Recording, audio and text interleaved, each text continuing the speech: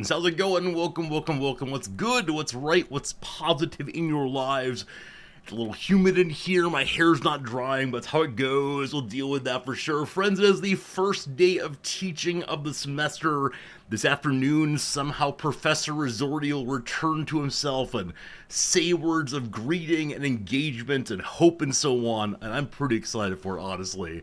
Yesterday was a day of getting the syllabuses in final order. They were already done, but I made a couple little changes to policy here and there, a couple little changes to the assignments. As I mentioned before, it's a truncated, very, very short semester, and so had to put in different ideas, but excited for that for sure, and hopefully get some good students. That said, last night I received an email from one of my students who said that unfortunately his grandfather has died, and so he must stay in China for an extra week. Now you'll recall that in the summer we have 8 weeks in total, so missing one is a bit of an issue, but he said he had documentation, and so he sent me a form of cremation. And the form of cremation pretty clearly said this fellow had died in 2024, and then someone had typed over it 2026. So we're dealing with some stuff already. I don't know, man. I don't know. I mean, you do you, etc., but not exactly a way to spark joy in your professor for the term. I'm not gonna fight it. I'm just go with fine, whatever, it's all good, but yeah, we gotta maintain hope, team. We'll see how it goes. Eka, it's good seeing you. Jim, welcome in. What is good today? George, hello to you today, Nightbot. Reflex, welcome. Hello, Rog. Hello, Nine. How's it going, Marks? Grulon, welcome in. Unnamed comment, a pleasure. Flug, it's good seeing you today. Slivers, welcome. Infinite Drek, hello. Is this a tie in my hand and a clean-shaven face? A clean-shaven face, yes. I went and got my pre-semester haircut and shave. Usually I should go, once a month or so? How those of you who go to hairstylists or barbers or otherwise, how often do you go? And those of you who are bald, you're not allowed to play this game, because you'll say literally never. At this point I go approximately once a semester, which is about 15 weeks or so, which is probably a little long, 6 weeks, 5 weeks, 8 weeks. All right, so the month and a half, 2 month crew checking in so far. Yeah, so definitely, I'm gonna try to do a little more often than once every 15 weeks. If I can get down to like every other month, I think that'd be a lot better for me, but I remember reading some years back that presidential candidates rather, in the U.S. will have a barber flying with them from campaign stop to campaign stop, so that they're able to have the exact same haircut at all times, daily haircuts. It's amazing, absolutely amazing there. You choose not to feed big barbershop. I love it. Yeah, back during COVID, Noms and I cut each other's hair, which was like a really important bonding moment, but we were both very, very bad at it, and she's uninterested in continuing that tradition, so fair enough, very well, all the way. But I think my handles actually know it's a Japanese handkerchief thing. I don't know what it's called right now in Japanese, but yeah, most Japanese folks will carry around, one of these. I'm a fan of the plaids, but some people wear or carry ones that are just one color or have more traditional print on them. Of course, there are anime girl ones also, which are fun, but yeah, what are they called? I can't remember right now. I remember the word for wet cloth, but not for this. And so this is why, if you ever come to Japan, you'll probably find no hand dryers or towels or paper towels in restrooms, because the expectation is that you take it out and use it to dry your hands, if you wash your hands at all. So it's how it goes. If I'm like Samson, I should cut my hair even less often. I'm not like Samson. Actually, I feel better about myself and the world and so on when my hair is cut. I remember reading an interview with a barber some years back in which the barber said what he loves most about his job is that with a simple haircut, you can make a person's life that much better, or day that much better. just by spending the time and caring for them in a way, it's a really a good experience. I know in more masculinist cultures, men are often expected not to be into other people caring for them directly. But yeah, nice haircut is definitely a kind of care, often carried along in a sort of rah, kind of way in the very masculine barbershop. But I appreciate someone takes the time to care for me for money, but that's still fine all the way. What else do I have for you? Oh yeah, yesterday, as mentioned, the bookstore that's very close, very, very close to making it on its Kickstarter held a little pop-up show down in Yokohama, which is the big city closest to us, down to the south. And, nice little bookstore. They set up with about, 800 books or so out of their collection of some many thousands. And so I asked, how on earth did you choose which ones to bring? And she said the ones that had the most eye-catching covers, then also the ones that were newer and so more likely to sell immediately. And I very much enjoyed, going around and looking at all the books, and I ended up buying 3 of them, which is more than I normally would. But with that said, I'll show them off. I'll show them off and see what's what. And number 1, a book called, I'll be using this for Utopias this year, called Microactivism. How you can make a difference in the world without a bullhorn. Without a bullhorn there, I think it's pretty great. It's written by a woman who's been active in African-American activism for quite a long time. And I think it's fun. There are pictures and such inside. And fairly simple writing, fairly simple ideas throughout, but so often my students have a sense of absolute cynicism, that there's literally nothing that they can do. It becomes helplessness very quickly, and for them at least, showing them anything that is possible for them to do is somewhat enlivening, because they either believe that they are useless or they need to wait for God to save them, right? They have to be some MLK figure that shows up and leads the movement. But I think it's been a good book to teach with the students. I'll probably copy out a chapter or two to share with them. But it includes things like avoid getting overwhelmed and remember that you're not alone, right? That's the great hope of the internet, right? It connects people who otherwise would not be connected, and allows them to build communities and so on. Book number 2, written by a political theorist at Yale. It's one I've been meaning to read for a little while, called Politics Without Politicians. It's one of these, man, democracy is in a rough shape. How do we fix democracy? By finding ways to remove mediation between the governed and those who do the governing. And it's super interesting. It's not exactly direct democracy, like we should vote on everything, but it's instead about finding ways to talk about and think through difficult parts of life from a community perspective of being people face to face, as opposed to the media mediating, I suppose. But I think it's a great thing. On this topic, last night at about 8:30 p.m., an old man rang our doorbell. Who is this? And so I pushed the button and said hello. And the man began speaking in a very, very casual form of Japanese that I cannot follow at all. And I heard him say my wife's name. And so I said, okay, her problem then. And I sent her on down. And it turns out that he's the leader of our neighborhood association. Now, here in Japan, neighborhood associations are hyper local. It is the 10 houses around us or so.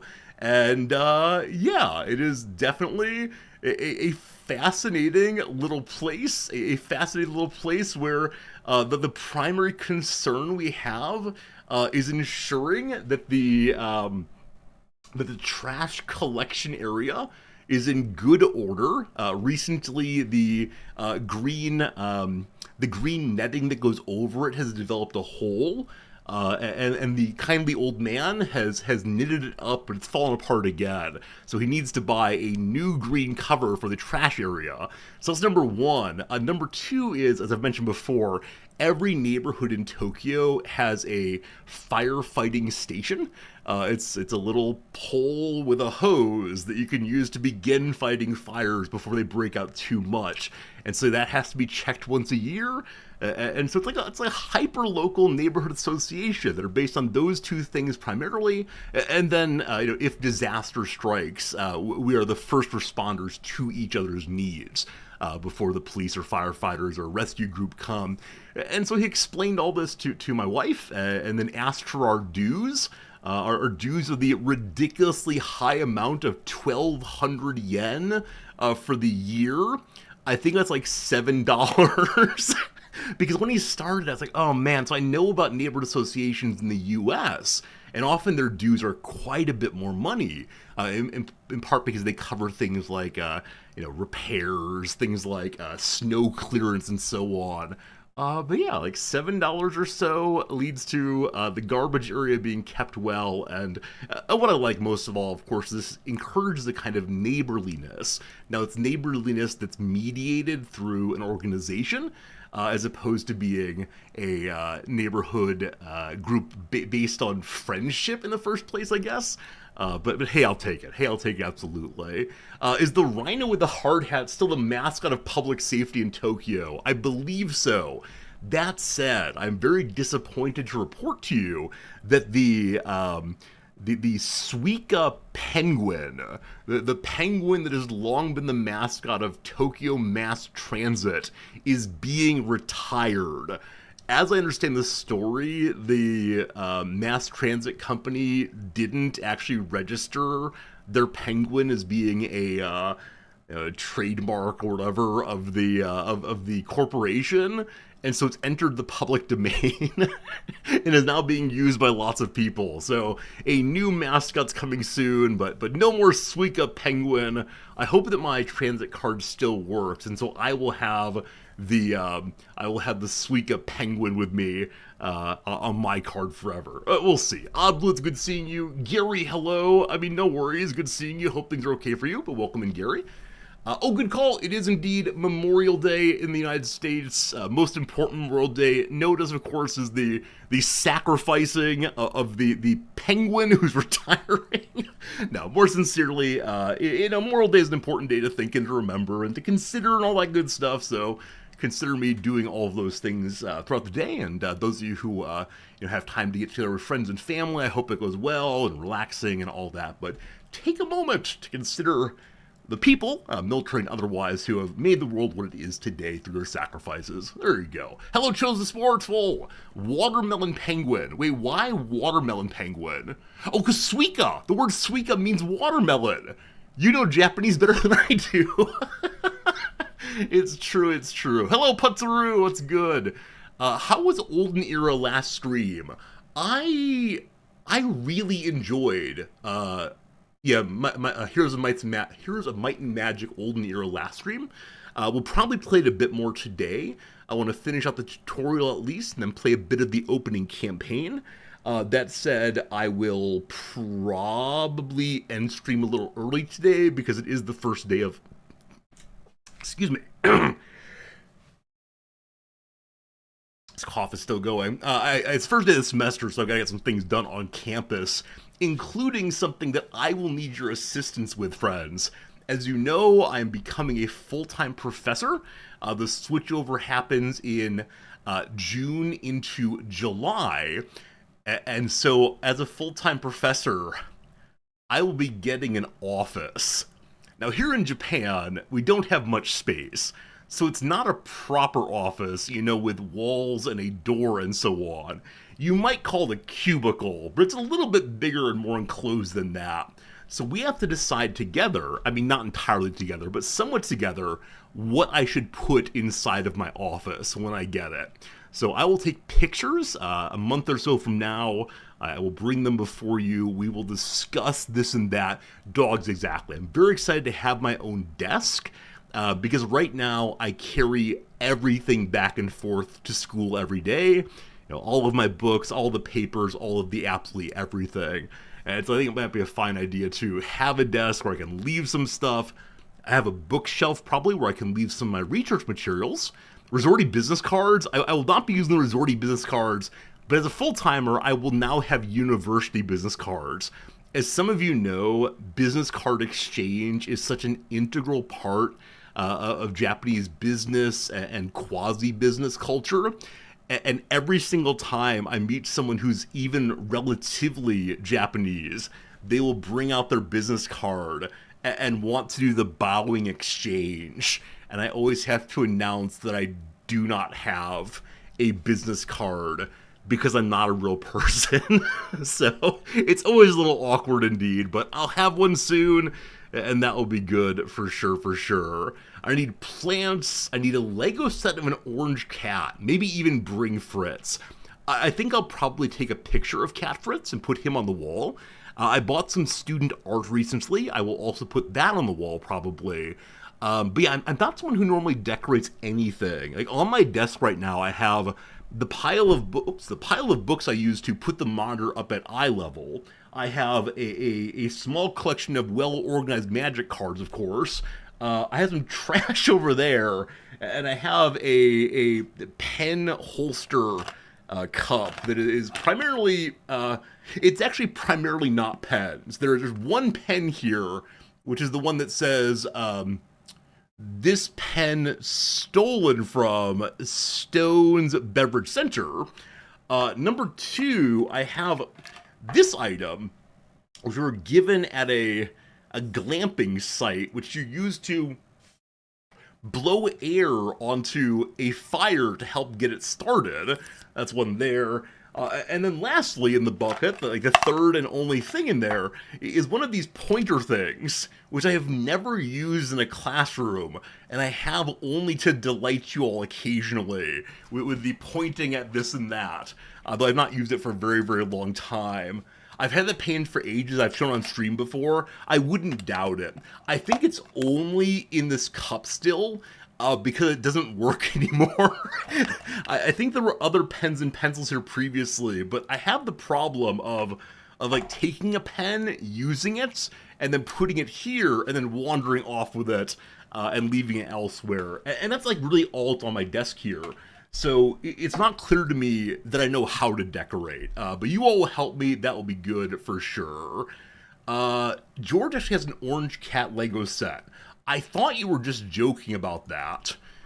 I should have my Feel the Burn sign in there. I think I'm going to try to limit any political signs, because I don't want to get fired or cause problems for my beloved wife. So that's how that goes. What is this orange cat set you've given us, George? Bum, bum, bum. That is indeed an orange cat. Oh boy. Oh boy. Oh boy. Let's stay on that one. Thank you.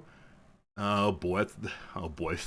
We can see how this looks in like super mode. Wow. 1755 pisu. Pisu. Is that a lot? I know the other day, I don't know if we talked about it on stream, but Noms found the Lego Minas Tirith. That's not how that's spelled. And it has, I think, 8,000 pieces or so. And it's $650 for, is it 8,000 pieces? Yeah, 8,278 pieces. It's crazy. Hey, how's it going to you? Apodiopsis. Apodiopsis. Is an isn't it? Apodiopsis. Welcome in. Is this an Olden era expansion?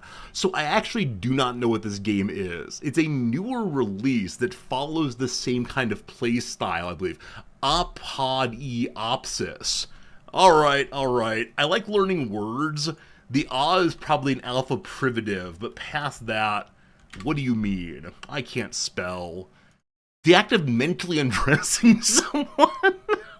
Yeah, opposite sight makes sense. That is delightful. Ba-da-da-da-da-ba-da. This is delightful. Oh, it's women in particular. Well, I'm terribly sorry not to be able to engage in your weird public kink here, friend. This is good, though. It's a new word. And indeed, it is an alpha privative all the way. Very good, very good. Yeah, so are any of you enough into Lego that you'll be getting this set? Or on the other side, enough into the Lord of the Rings business that you'll be getting this set? Noms has really enjoyed Lord of the Rings. And she also really enjoys Lego. Um, Once a year for winter break, I buy her a Lego set and a puzzle, and she puts them together over the winter break. But this is a big one. Fuhart, you'll definitely be getting it. Putzer says your wife is emphatic he will not be getting it. Maybe Fuhart can buy it and then pass it around the community. Maybe. But yeah, it seems like there is a strong desire in the family to get this one, but it is huge. As I mentioned previously, here in Japan we have Lego rental sets. I know it's weird, and so I do wonder if they'll be having the newest ones at some point. Look at the happy customers. Look at the happy customers. Hey, it's me. I mean, not literally me, but a white guy in Japan, certainly. Good old white guys in Japan. Look at the children. Look at the random mob. Oh, this is so nice. Anyway, we may end up renting it instead of actually buying it because it is kind of expensive. A reference then that the Rivendell set is perhaps better. Rivendell. Let's see. This might remind me of the old castle sets. Oh, a little bit. Look how lovely the colors are. I realize that Minas Tirith is the White City, and so it's kind of the same color over and over again. The LEGO folks have done a great job at evocativeness of these colors. Wow. Oh, and look at the statues to the left there. Oh, this is nice.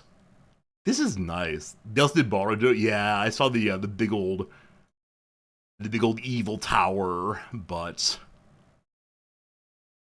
oh, man, I can't look at this. Every single photo I see here is making me more and more desirous of spending all of my money on this. Unfortunately, I need to save my money to buy magic cards, so we can't do this. It's what, $500, $600 or so? Is that right? What is the yen currently doing? Oh boy, oh boy, oh god! Never again. I had two other things I wanted to show you. Number one, I bought a third book from the bookstore yesterday. And this one I bought because I know I need to read it to be able to talk with students and professors at other schools about this. I'm going to learn literally nothing from this book, I promise. And the book is Zizek's most recent, oh, it's very hard to see, Quantum History, A New Materials Philosophy. Zizek is one of these philosophers who will write on literally any topic and then connect it to his own concerns about Hegelian European philosophy. And so, here, absolutely random sentence chosen.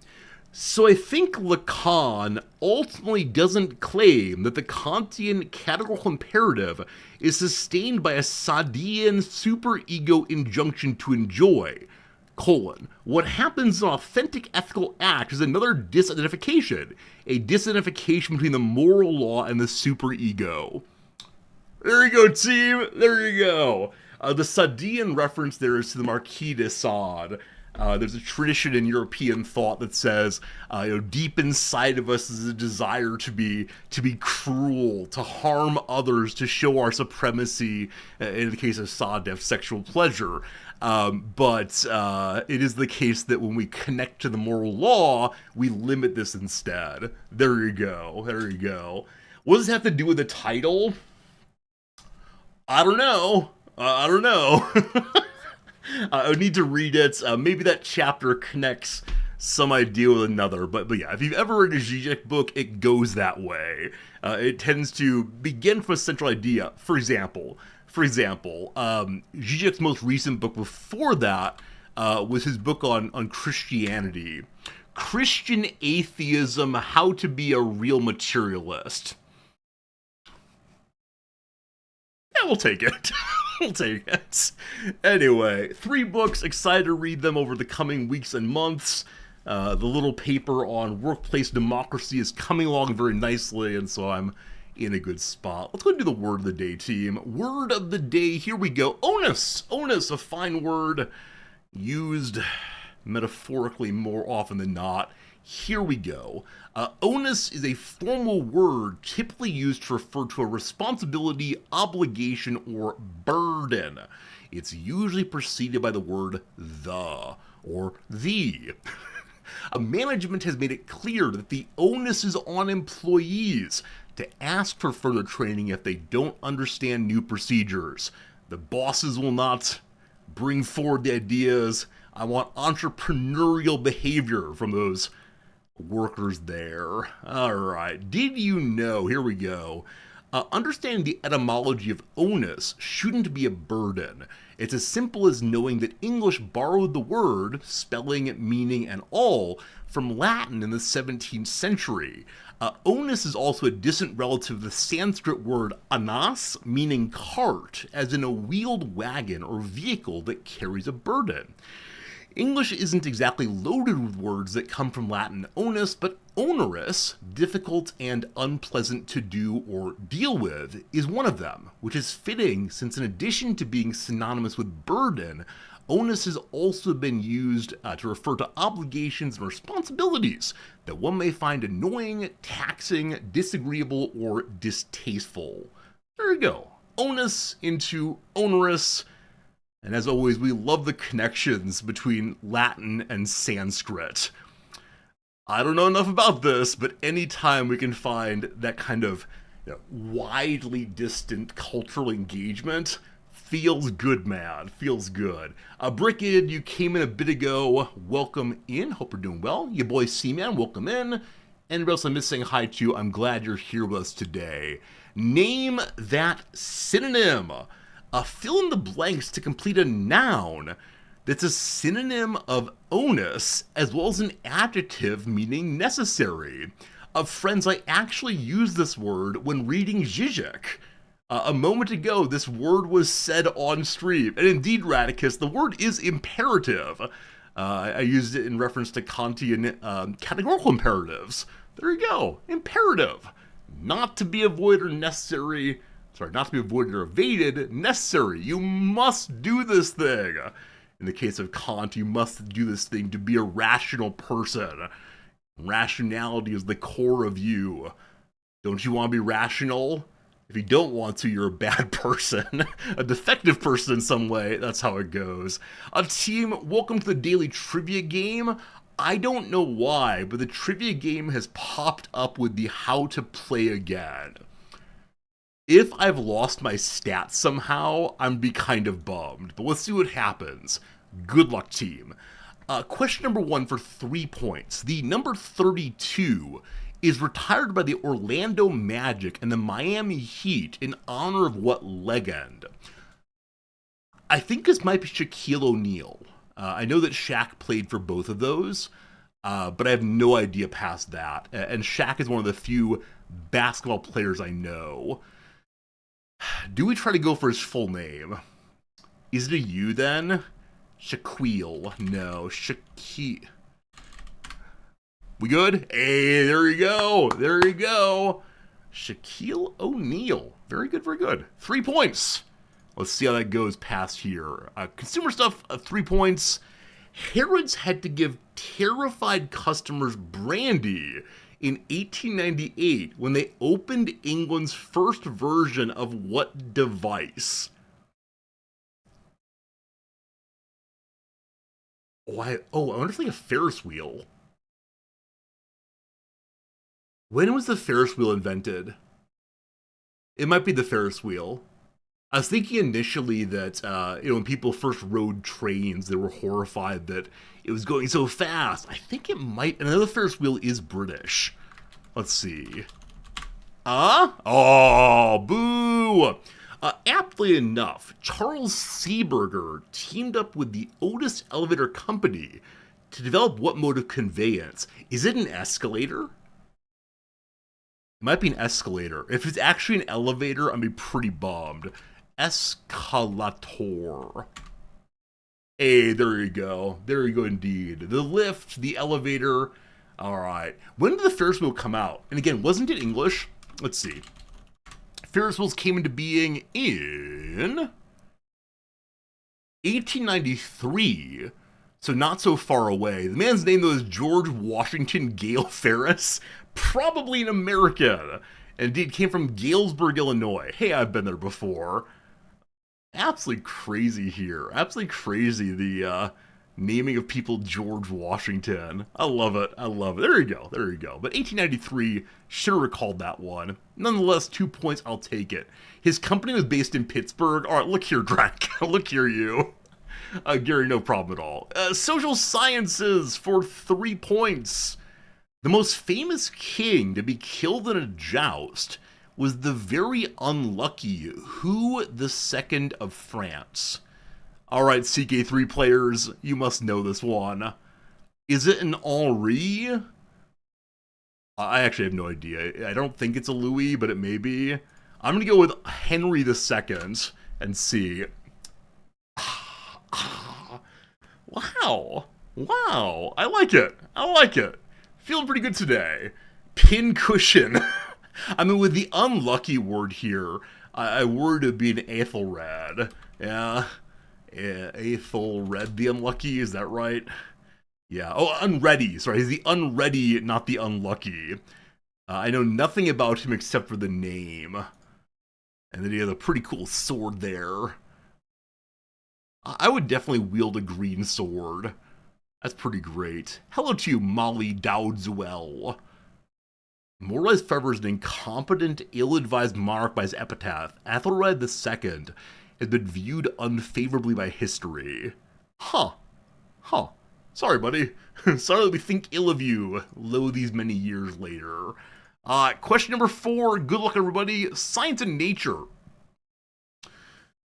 The cortical-medial and basolateral complexes are components of what paired brain structure that's associated with Capgras delusion.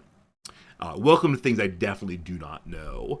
The paired brain structure part might be useful. Obviously, there are, 2 hemispheres? They are paired in some sense. Is it the medulla oblongata? I do enjoy saying medulla oblongata. But no, I have no idea. It is, yeah, genuine nothing. We're going medulla oblongata because it came to mind first. Oblongata. There's no way. Okay. Located right next to the hippocampus, what A-named part of the temporal lobe is integral to processing emotional memory? When I saw it, I thought adrenal gland, but it's definitely not that. There are adenoids. I don't know what adenoids do, but they are an A-named thing that I believe is in the head somewhere. Yeah, I have no idea. I'm going with adrenal gland, but I'm sure it's wrong, and that's okay. Threat detection, fear, and arousal are all associated with what brain region whose name comes from the Latin word for almond? Almond. Yeah, I have no idea. This is a word I will probably know when it comes up, but I'm okay taking my 0 points here. I'm thinking things like hippocampus. That's not an A word, though, unfortunately. A pineal gland. What is it? The amygdala! Of course, the amygdala. Yeah, it's definitely a word that I know. Think of Bloodborne. Jewel, that would have helped absolutely. Bloodborne does have amygdala, amygdalae, etc. Very cool, very cool, very cool. Amygdala means almond. Yeah, I had no idea. Amygdala. Also, man, this YGD structure, are there any other languages, or any other words that are used in English with YGD? None come to mind. It's a weird structure. Oops. How did this come to English anyway? That doesn't mean exactly, no. Etymology, please. Etymology. Does it come directly from Latin? It comes from Greek first, and then it's literally the Latin word. Fascinating. Question 5. Let's finish this thing out with an arts and culture. In a certain Gothic novel, Lord Henry Wotton ends up being a corrupting influence on what lover of Sybil Vane? Yeah, I have no idea. I have absolutely no idea. Let's do, what's that, like, picture thing. There's a painting in the attic that gets older as what's his bucket stays the same age. Dorian Gray, the portraits of Dorian Gray. What do you say, Dorian Gray? Eh?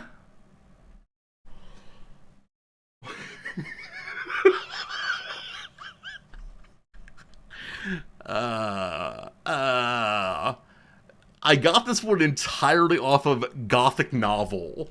I tried to think of other Gothic novels I knew, and I ran through a couple of them and said, okay, it's not that, not that. Well, this is what's left. That's good. 11 points. Even with a 0, 11 points I will absolutely take. Is this deserved? I don't think it is, actually. But there you go.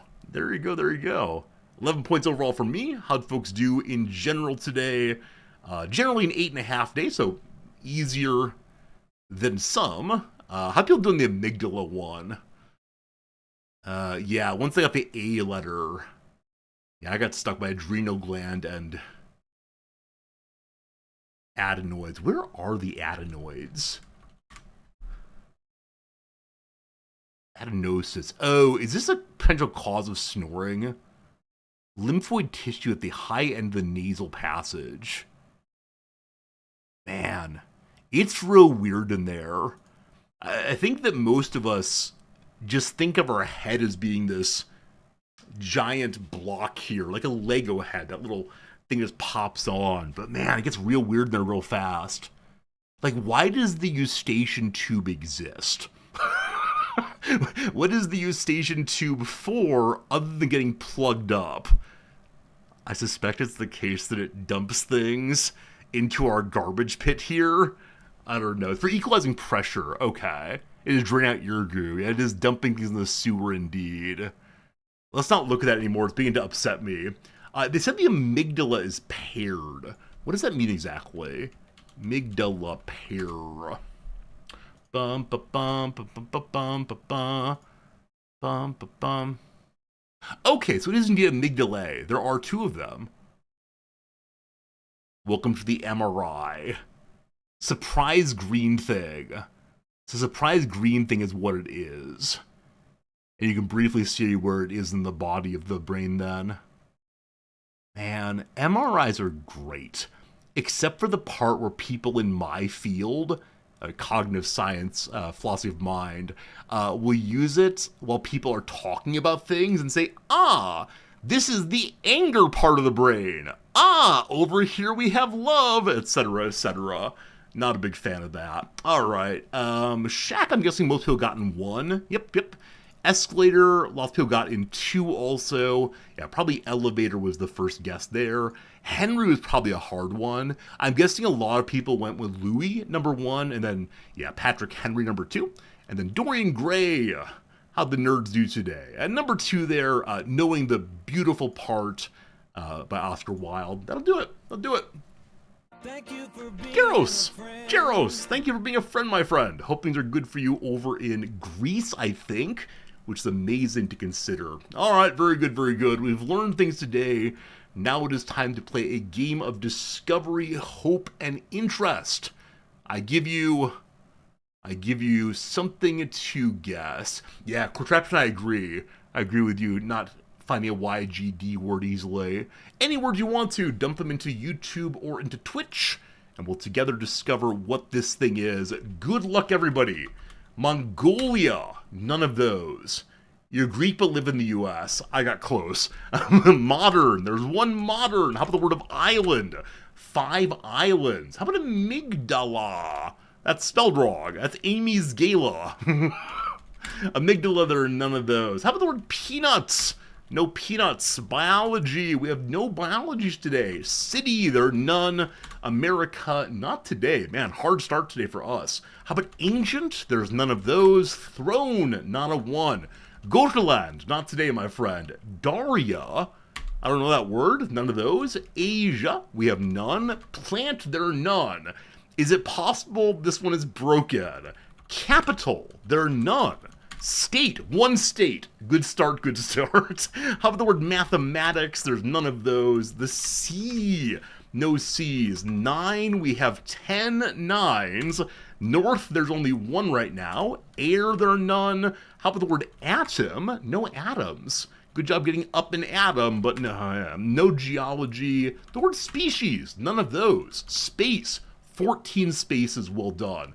System today, there are 8 of those. The word size, 5 sizes. Periodicity, there are 2 periods. Plant, we may have done before. The word large, 16 larges. Something is big here. How about the word 6? There are 4 sixes. Physical, there are none of those. He, we have 14 he's. Star, there's 72. Something up there, or a celebrity, your choice. 72 stars.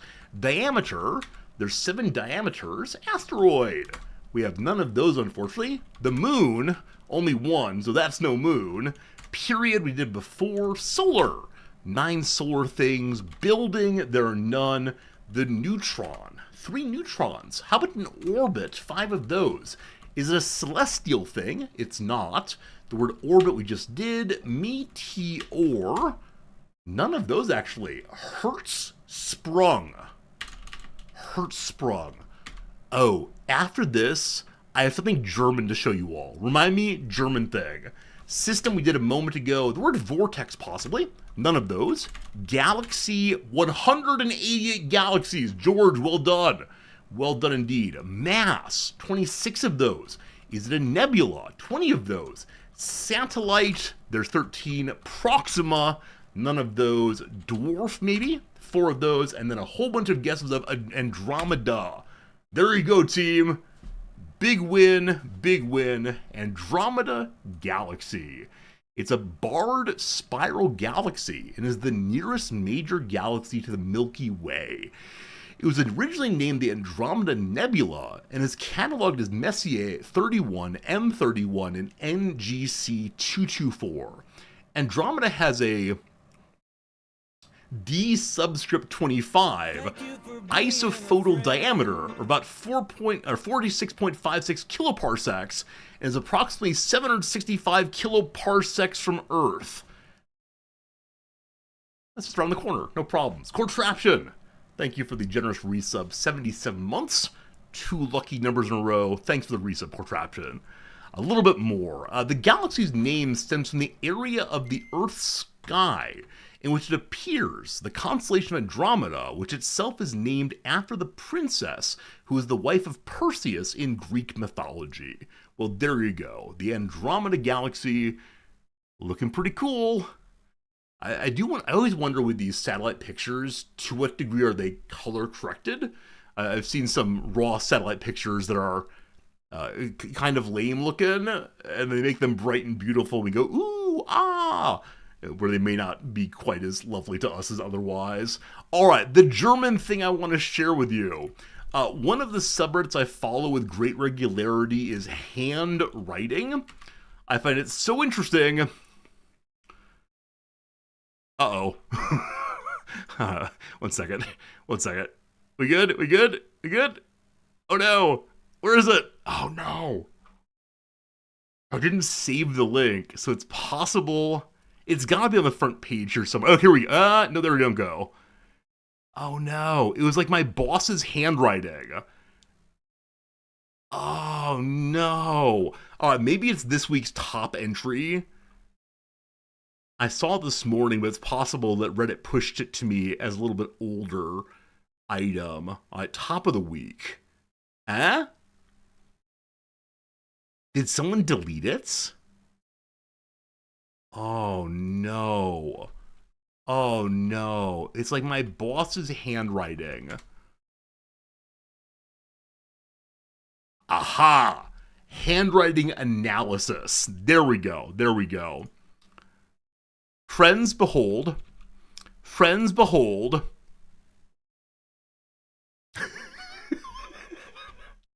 So, this is this man's handwriting, apparently. And when I first saw it, I said, okay, look, that's a joke. This is not real handwriting. Or beyond that, it's like Elvish or something. But then there were people in the comments who could actually read it.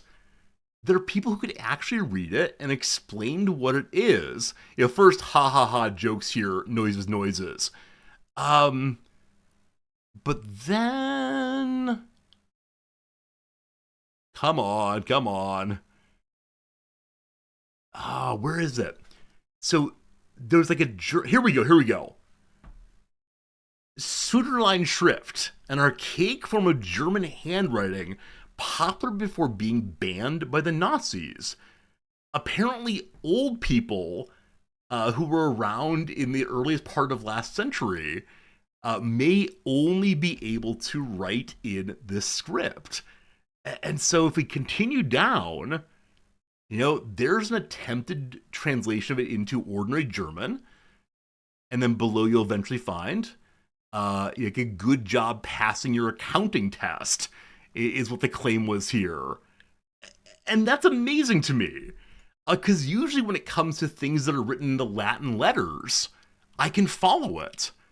But yeah, this particular kind of writing, apparently, that person's is kind of extreme, but apparently there's this kind of writing called Suderlein Schrift, and it is very, very, very hard to read, even for a younger, even for younger Germans, it can be very hard to read.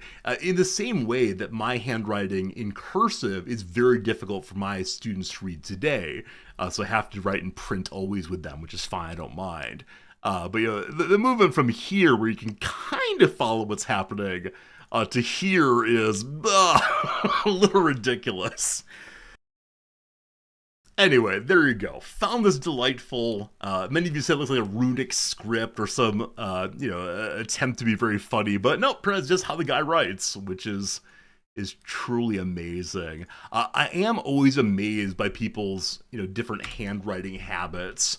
If we look at the top of all time, what we see here, this is apparently how someone writes. That's amazing to me. My handwriting is so unbelievably bad. But look how nice this is. I love the intimacy of seeing people's handwriting. Because, so often we present ourselves online, it's the same font and the same letters as everyone else. And so it's the uniqueness, knowing that someone's hand ground this out is always very cool to me. Oh, what's this? Is this Arabic? Yeah, it's Arabic. This is the same sentence written 13 different ways. Man. So when I see this kind of thing, it strikes me, of course, as being, like, in some sense, Klingon writing. I know it's meaningful, but to me, I wouldn't even know where to start. I think the dots might be vowel sounds. I know in Hebrew, dots are used for vowel sounds. But that's, seeing this thing here, square Kufic, and saying, oh, that's a language, not, I'm sorry, that's a maze, is quite something.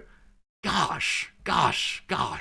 I wonder how many Arabic readers and writers today could read all 13 of these.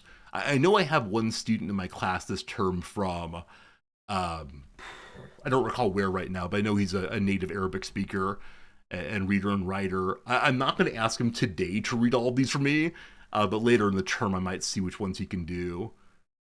Oh, yeah, this is upsetting to me. This writing in Japanese is so good. I think I'll write Korean. That's just crazy. But yeah, being able to write on normal sheet of paper and get the kanji, like, can I zoom in on this? No, there's no zooming in allowed on Reddit for some reason. But this kanji here has like 14 strokes in it, maybe. The one up here, I believe, is a more than 20 stroke kanji. And they're doing these with pens. That's crazy.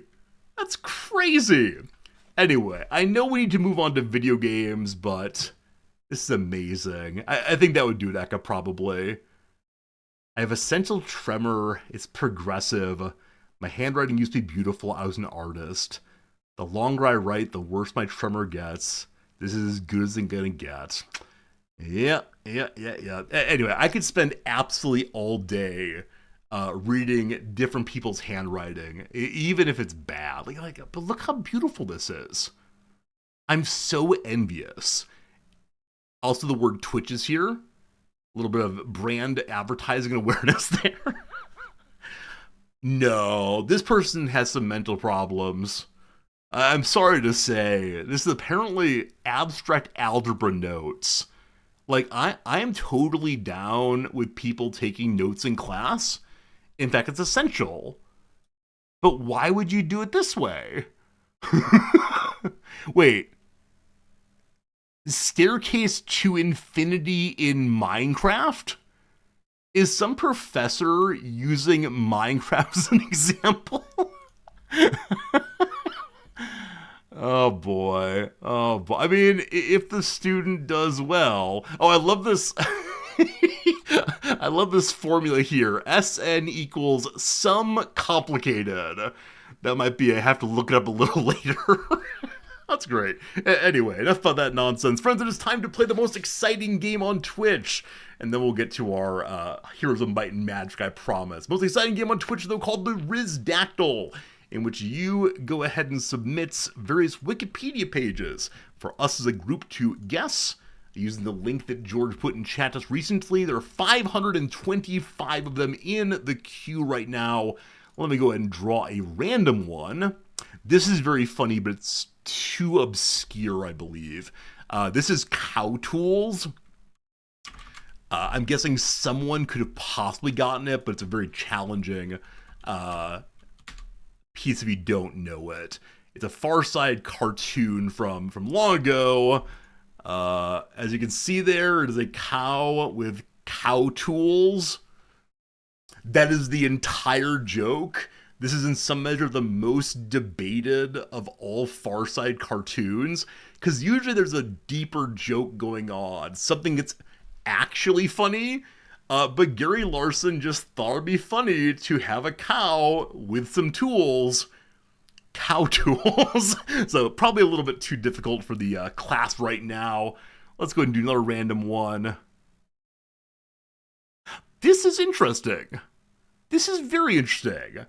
You know what? Let's go ahead and do this one. Let's absolutely go ahead and do this one. Friends, the user who submitted this one is definitely not giving you my name. Definitely not giving you my name. You may not play everyone else. I have a Wikipedia page now on screen. I invite you to make yes/no question guesses. Is it unique? It is unique. Is it part of the physical sciences? It is not part of the physical sciences. No. Unique, yes. Physical sciences, no. Good start. Is it related to STEM? It is not related to STEM. Is it man-made? It is man-made. Is it a structure? It is not a structure. A place? No. A person? Yes, it is a person. The Mayan pyramids? It is not the Mayan pyramids. No. Not the Mayan pyramids. Unique person. That's what you got so far.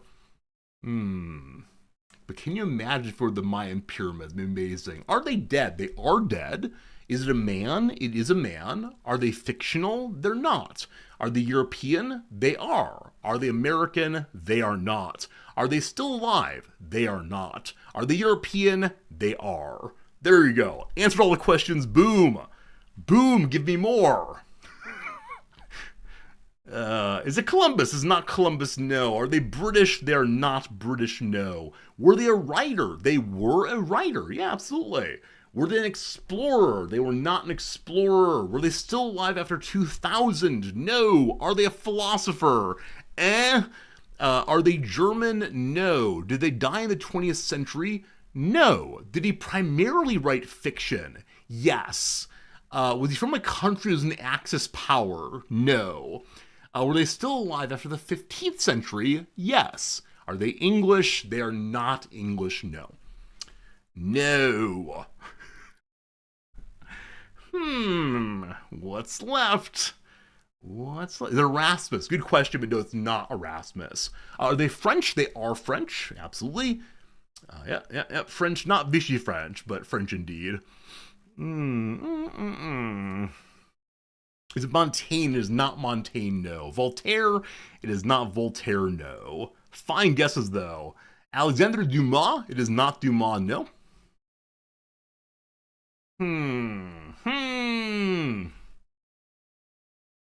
Is it Marat? It is not Marat, no. I had a really interesting debate with a student about the death of Marat painting and to what degree an AI could find its meaning. Were they a man? Yes. Did they cause a death? Maybe. I'll need to look into that. Did they write children's tales? No. Victor Hugo? No. The guy that decoded the Rosetta Stone? No. Were they a man? Yes. Do they have interesting facial hair? They did not. Is it the Marquis de Sade? I swear it came up randomly. We mentioned it maybe half an hour ago. Well done indeed. George Plays Twitch for getting the Marquis de Sade. A French writer, libertine, political activist, and nobleman, best known for his libertine novels and imprisonment for sex crimes, blasphemy, and pornography. There you go. Marquis de Sade. Good job, George, on getting that one. Now, of course, George does have access to the back end of this thing. And so maybe there was some cheating. There'd never be cheating. We can trust George for sure. All right, let me go and do one more submitted in the past.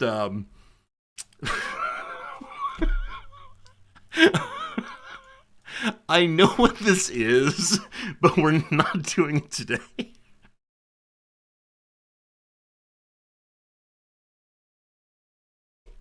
We're good. What's this? Absolutely not. Sure, let's do this one. This one here, submitted by our good friend Cypher7. Cypher7, this is yours. Everyone else, I have a item on screen right now. I invite you to guess any yes/no question you want to, and we'll together discover what page it is, and then we'll play some Might and Magic. Here we go. I just skipped your most recent one. Yeah, Drek, I'll get to it at some point. It'll go up into the forever hiding hole, the memory hole, and maybe we'll get it someday. Is it intangible?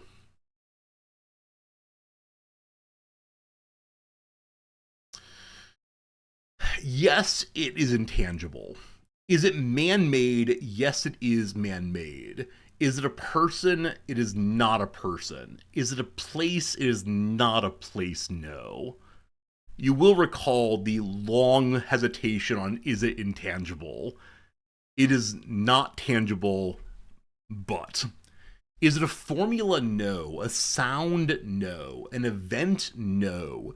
Is it a philosophical construct? No. Is it a gas? It is not a gas. I recall we had a bit of a kerfuffle some months back on the question of are or is a gas tangible. I didn't enjoy that conversation at all. Is it a work of art, music, or literature? The answer to that is no, but I'm going to say yes. Yes, it is a work of art, music, or literature. Did it exist for 1800? It did, yes, exist then. Is it an odor? No. Is it a color? No. No. So again, I'm going to say it's a work of art, etc., but it is actually not a work of art. Is it a choir? No. An opera? No. Is it of the physical world, but we can't reach to touch it? We cannot touch it. However, I'll say we can touch its effects. Is it a game? No. Did it used to be tangible? No. Is it related to art? Yes. Is it religious in nature? In a very loose sense, yes. I'm going to say no, it's not religious in nature, though. Is it a sound? No. A cloud? No. Are there multiples of it? There are not multiples of it, but there are multiple effects or consequences of it. Is it used in theater? No. Is it the sun? No. Color theory? No. The aurora borealis? It is not that, no. I have a way to help you all get there. I'll give you in a moment if we don't get much closer. Cypher did not leave a clue, but I do have some ready to go. Yeah. Okay, it's related to art, absolutely. Is related to prisms? No. Is it a rimple? No. That said, I listened to the Grateful Dead song Ripple more than a few times this weekend. Noms and I are trying to get into jam band music. It's going okay until I mentioned fish. Is related to movies? No. Is it more related to the visual arts? Yes. Is it feng shui? No. Is it a shadow? That's great, but no. Hey, Chessbeat, I agree. I really enjoy that song a lot, and Uncle John's band and all the rest. Would someone in a STEAM school use this? Maybe. Is it chronology? No. No. Was it first used in Europe? It was not first used in Europe, no. Is it an art style? It is an art style, yes. The Wilhelm scream? No. No, not the Wilhelm scream. That's a good guess, though. Is it handwriting? Nope. Is light an important factor? In the sense that light is necessary to see anything, sure.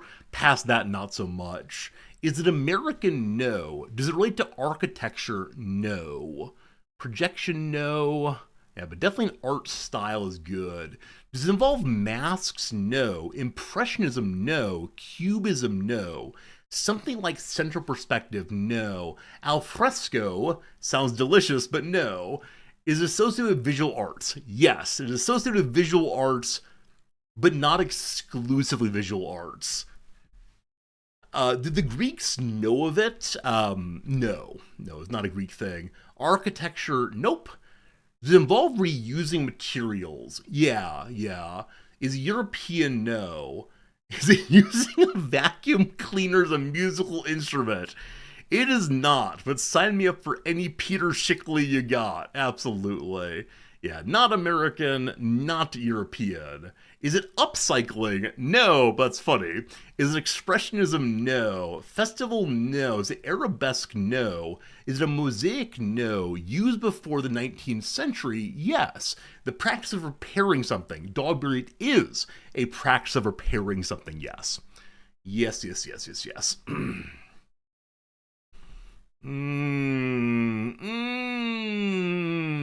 I spent all typing and stuff. Hensley, there we go. Steel Airship says, is it Kintsugi?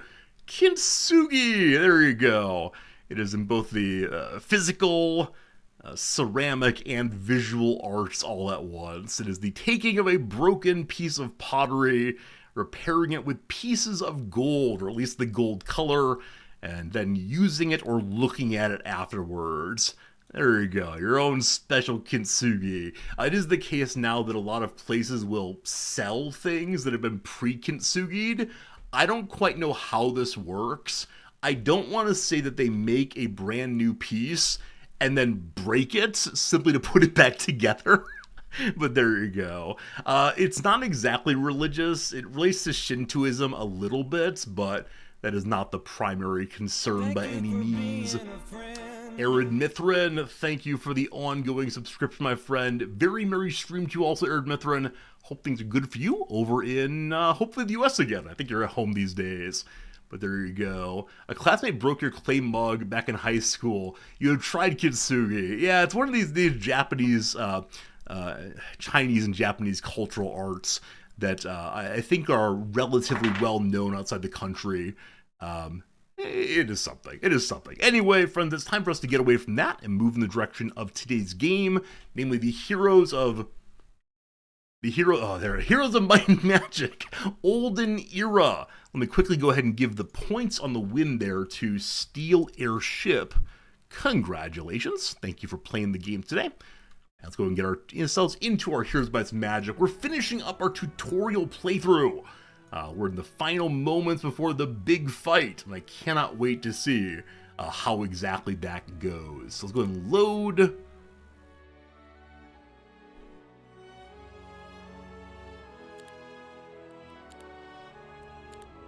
Let's continue our tutorial.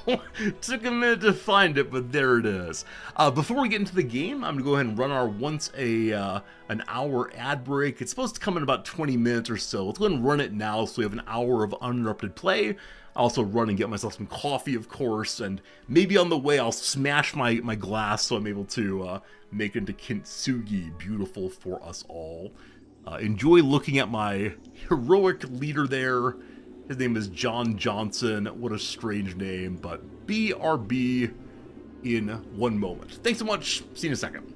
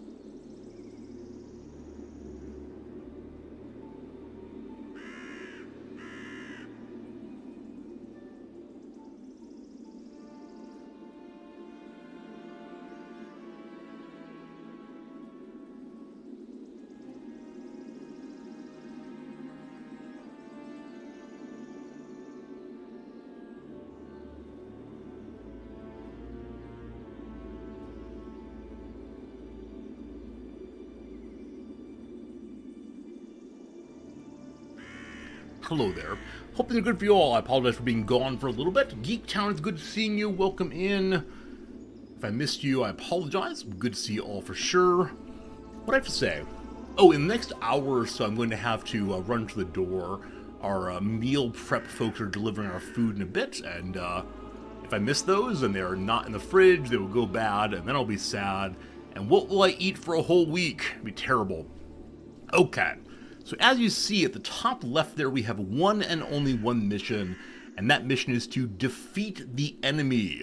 As of right now, my John Johnson character has 3 different units, 169 of the upgraded soldiers, 80 of the upgraded archers, and 8 random cavalry guys.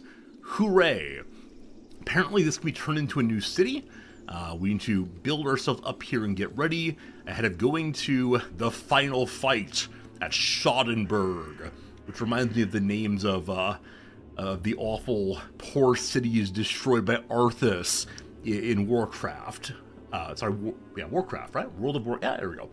Which is the Skolemance, maybe Sholemance, something like that. How has the food delivery service worked out for us so far? My wife is into novelty, and so this food being the same every 3 weeks has been a little disappointing for her. I like it a lot, though. The food is very good and delightful, and yeah, makes me happy to have the food there and we don't have to cook it. All very good. Hey, Nathire, thanks for the resub, 56 months, and Strathholm. Thank you. Skullmans and Strathholm are the places that Arthas destroys. But yeah, I really enjoyed having pre-cooked meals. They're a little pricier than we'd like, but especially on days when Noms gets home very late, we don't have to make the decision of, oh gosh, it's 8:30 p.m. Do we really want to cook dinner, or is it time for us to order out, or eat candy for dinner, or whatever? Anyway, there you go. Let's go ahead and take this city if possible. Creatures guard the place. You can fight the guards for reward or avoid the fight and return later. They appear to be octopus people. Let's get to it. As of right now, my basic soldiers are really strong. This because there are a lot of them, number one, but my hero here, gives a big old bonus. Under his command, swordsmen gain 1 speed, 1 initiative, 20% HP, and then 1 attack and defense for every 3 heroes' levels. He's level 7, so only +2 on those. And I believe his items together... Yeah, his items together give he himself, and thus his people, 3 more attacks, defense, etc. So, yeah, my troops are quite strong. It is the case that archers are absolutely overpowered in this game, which you will see in just a moment. So there's the army. There's their enemy army. I know nothing about these jellyfish fellows, other than that they will die very, very soon. I'm going to hold my my cavalry back for right now. High morale! They get to go a second time. Had I rushed in all the way, we could have attacked right away. We're going to hold back, like I said. Alright, we can see that the jellyfish fellows can't go all the way forward, so we'll move forward and see what they do. And now the archer. I don't know. Let's kill all those. That was fun. Okay, so Buddy in the middle here is ranged also. We can't get to him this turn. We can attack you from the front. Hooray. Yeah, this is the tutorial level, so we are a little bit OP. High morale! Gets to go again. Having high morale for double attacks is a little silly in this game, but there you go. We took some damage on the archers, but no death. Also, we're very close to leveling up again. Level 9 is what I really need, but that's how it goes. They nerfed Archer Ranger accuracy in AOW 4. Age of Wars? Age of Wonders 4. Yeah, archers are absolutely a problem in all of these games. If you can do big damage without doing any risk to your characters, it's a little silly. The city of Mere Haven is what we have here. What buildings do you already have? Magic stuff, it looks like? Yeah, so they're able to recruit here basic soldiers, which we probably want to take right away. It depends on what level the buildings are here. Here's the build button. If I build Garrison 2, I can then upgrade the local soldiers.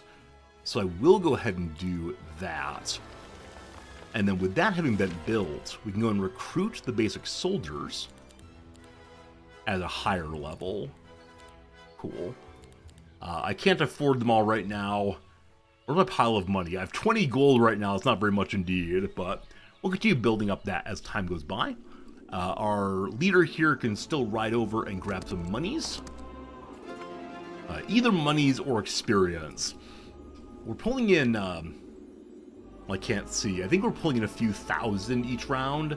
So I'll take the experience points as usual. Yeah, 7,000 gold per round right now. I think we might be just fine. And then right ahead's a well. Fully restores each hero's mana. Your mana is currently 66 out of 100. I will hold off on that for right now.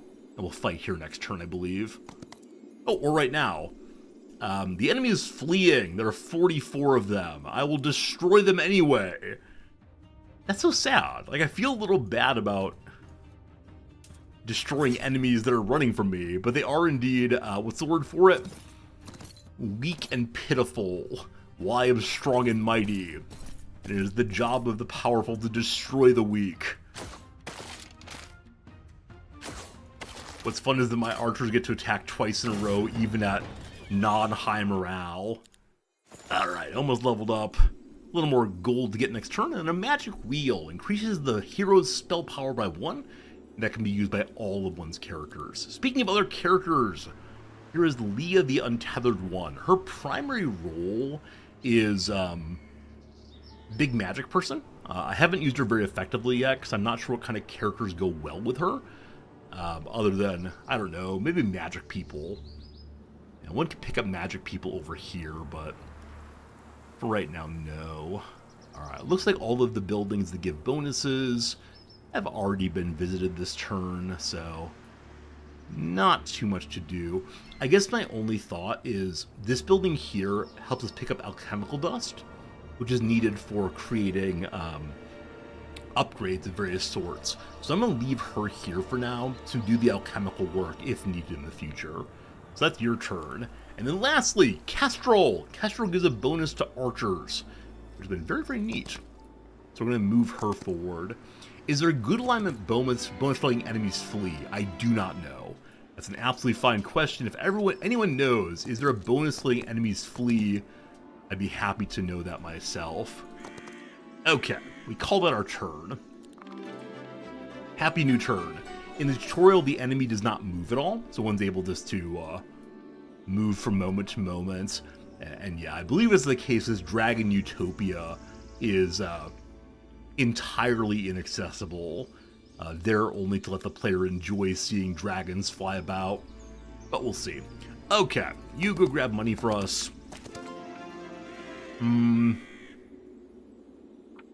Budget me more experience points. Kestrel the Knight levels up. So, she currently has bonus offense and basic righteousness. So what should we do? Increase her damage overall? Let her learn fancy damage spells, or give her the further bonus to creatures dying. I will continue doing more damage. We have a straight +1 to all damage. Creatures deal more damage to summon enemies, or less defense to enemy creatures. I don't know how to compare these. Negative 15% defense to enemy creatures, or just do flat 1 damage more. I think that the reduction to defense seems better. Maybe. Maybe. Alright, over here we have a giant pile of skeletons protecting Pandora's box. I'm going to go ahead and have John Johnson run on in and fight that battle, because I want to see Pandora's box so very, very badly. Yeah, I think so, Geek Town. Because the reduction to defense is percentage-based, rather than a flat number, I'm guessing that over the long term, 1 damage is basically nothing. Where over the long term, a percentage reduction to defense would continue doing more and more work. That makes sense to me. Presumably I only need 1 turn here, whenever I get my archers good to go, ready to go. Huh. Oh. I didn't realize that these pits in the middle can't be climbed over.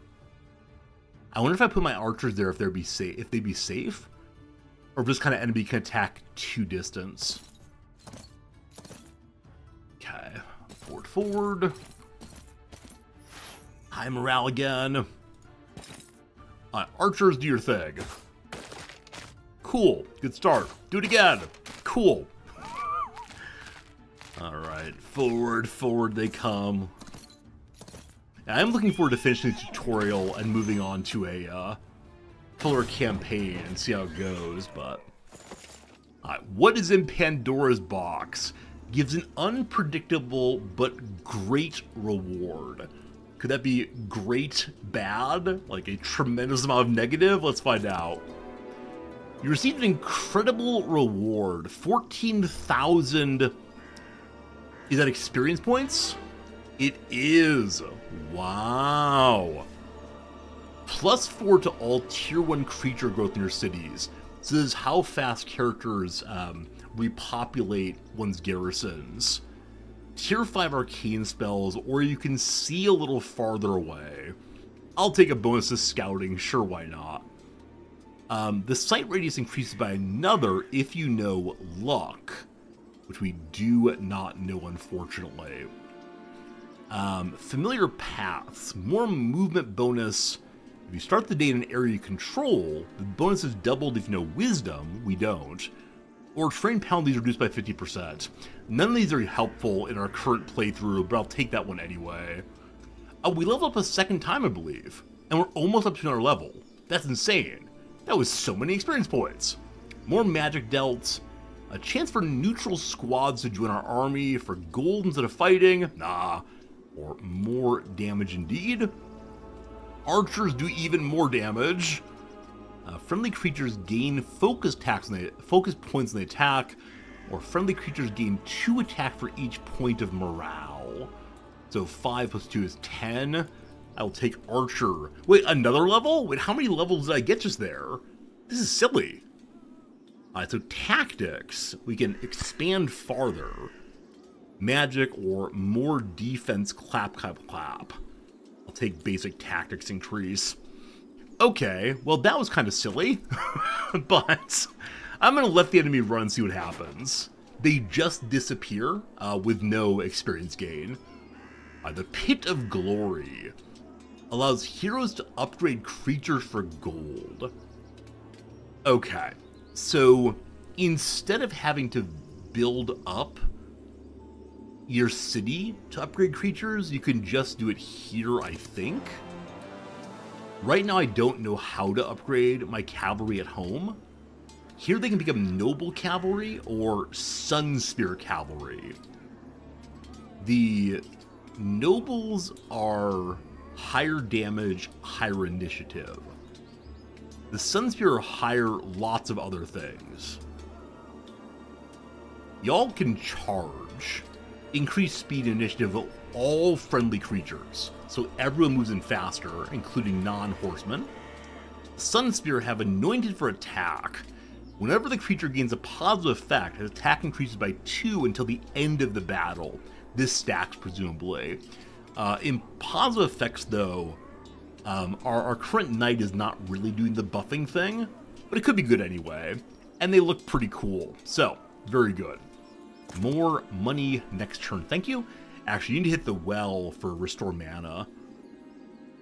Alright, Kestrel, what you doing? What you doing, Kestrel? Have you hit the mana thing? Get some more monies. Okay, back here.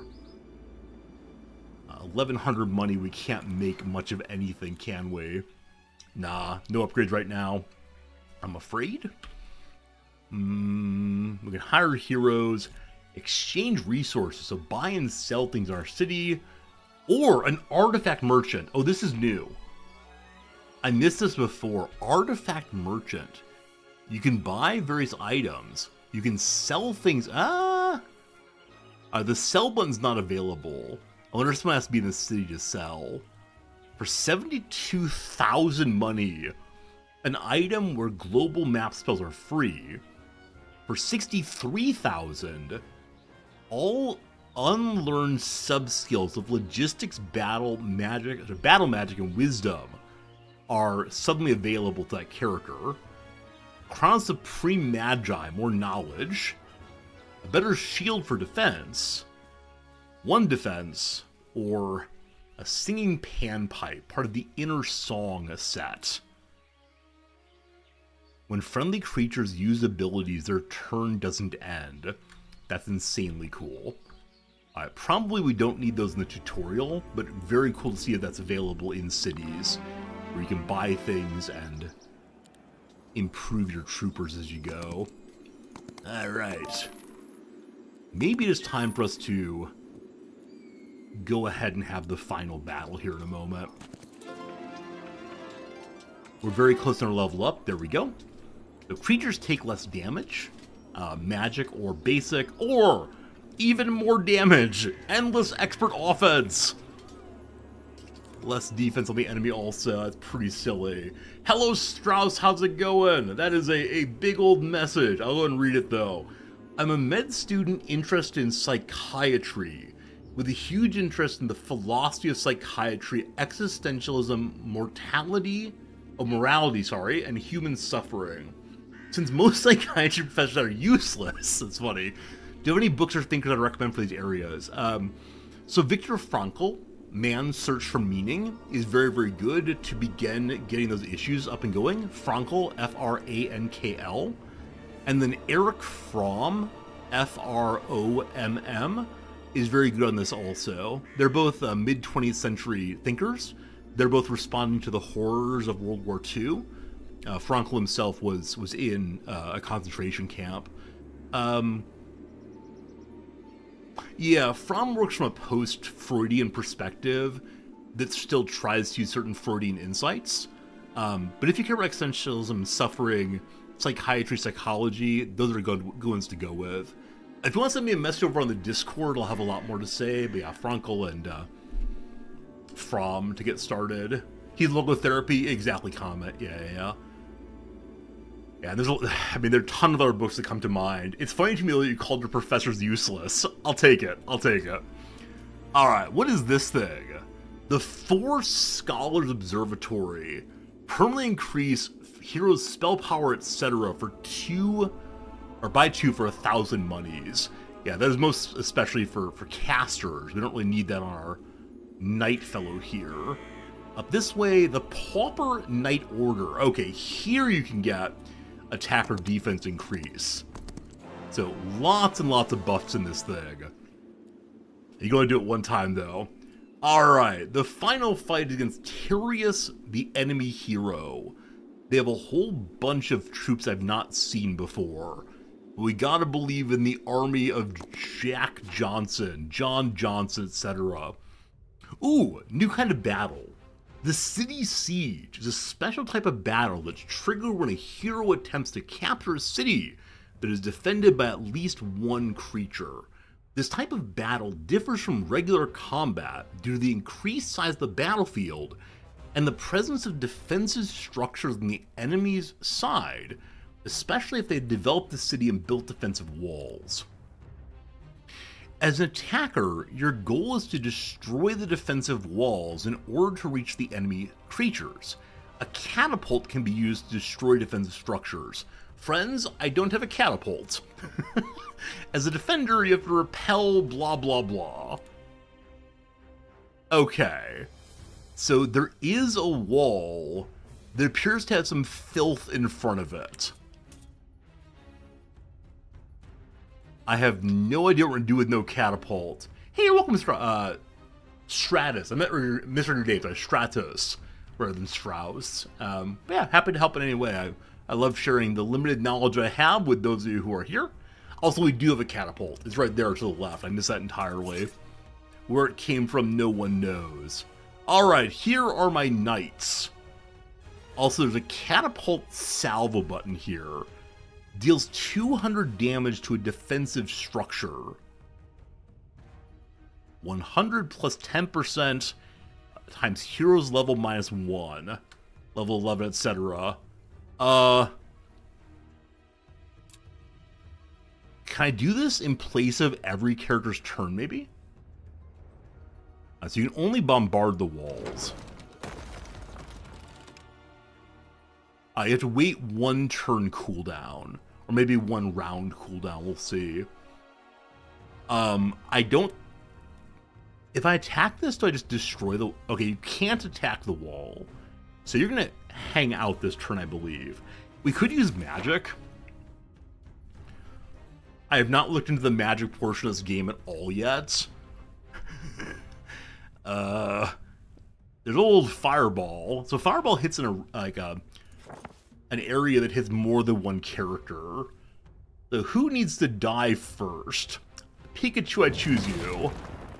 Cool. Good job. Good job, good job. That's right, we're heroes of might, no magic allowed, thank you. What's the enemy do?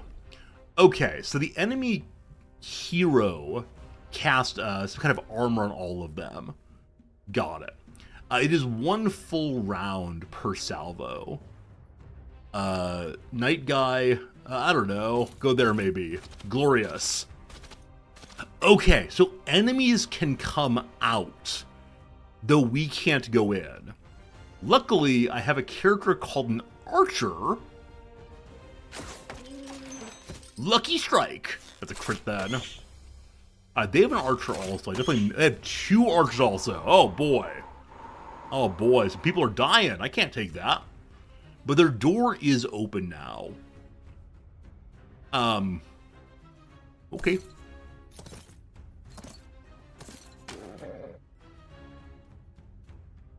Huh.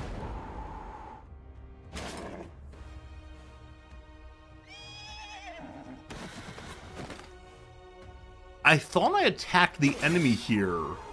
Maybe I just attacked the door or something?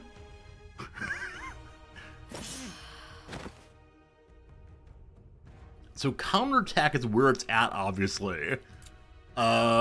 Here. Shoot the wall. Cool. My knight can't get in because, or my swordsman can't get in. He's just too far away, unfortunately. But here we come. Thanks for opening the door. We appreciate it. Pew pew. Nice. Oh, high morale gets to go again. Well, that will do it. All right.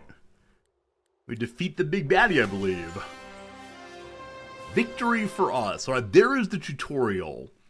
What do we learn? We learned a giant stack of swordsmen can't be beaten by anybody. No pop-up story. No. There we go. I need to feel appreciated by the teacher. I need my A written on a sheet of paper. Congratulations on completing the basic tutorial. You can replay any mission on the map at any time to refresh your knowledge of the game mechanics. Thank you. I got an achievement called Basic Education. Neat. Neat. Main menu, please.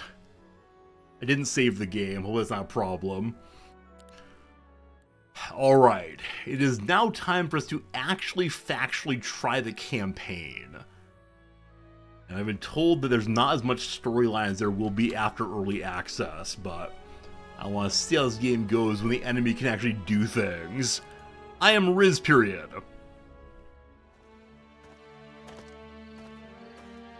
Well, should go back before an elf puts an arrow through my neck. I wish I could just have some rest and enjoy the view. Hey, Shiny. Wouldn't mind joining you up there. What is this? What is this voice? You fool!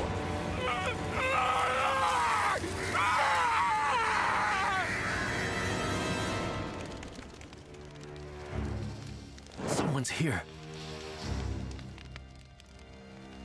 Show yourself! Medusi, douse the flames!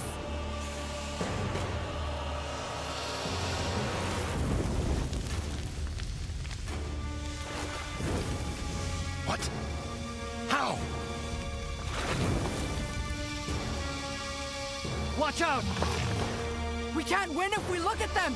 Kill the lights! I can't. Fires refuse to go out. Something's wrong with our torches. No, it's not just our torches. Something's very wrong with Garner Hills.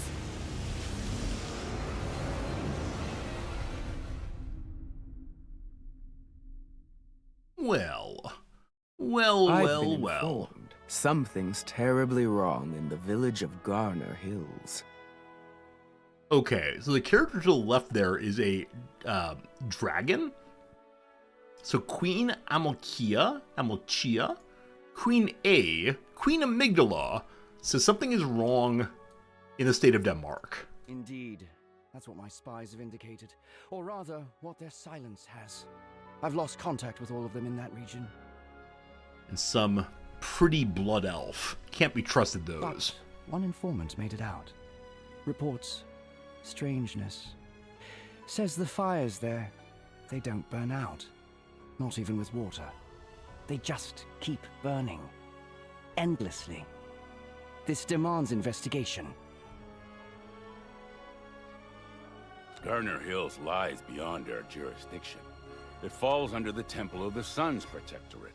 The Torrens say no. All the more reason to investigate, and perhaps extend our influence.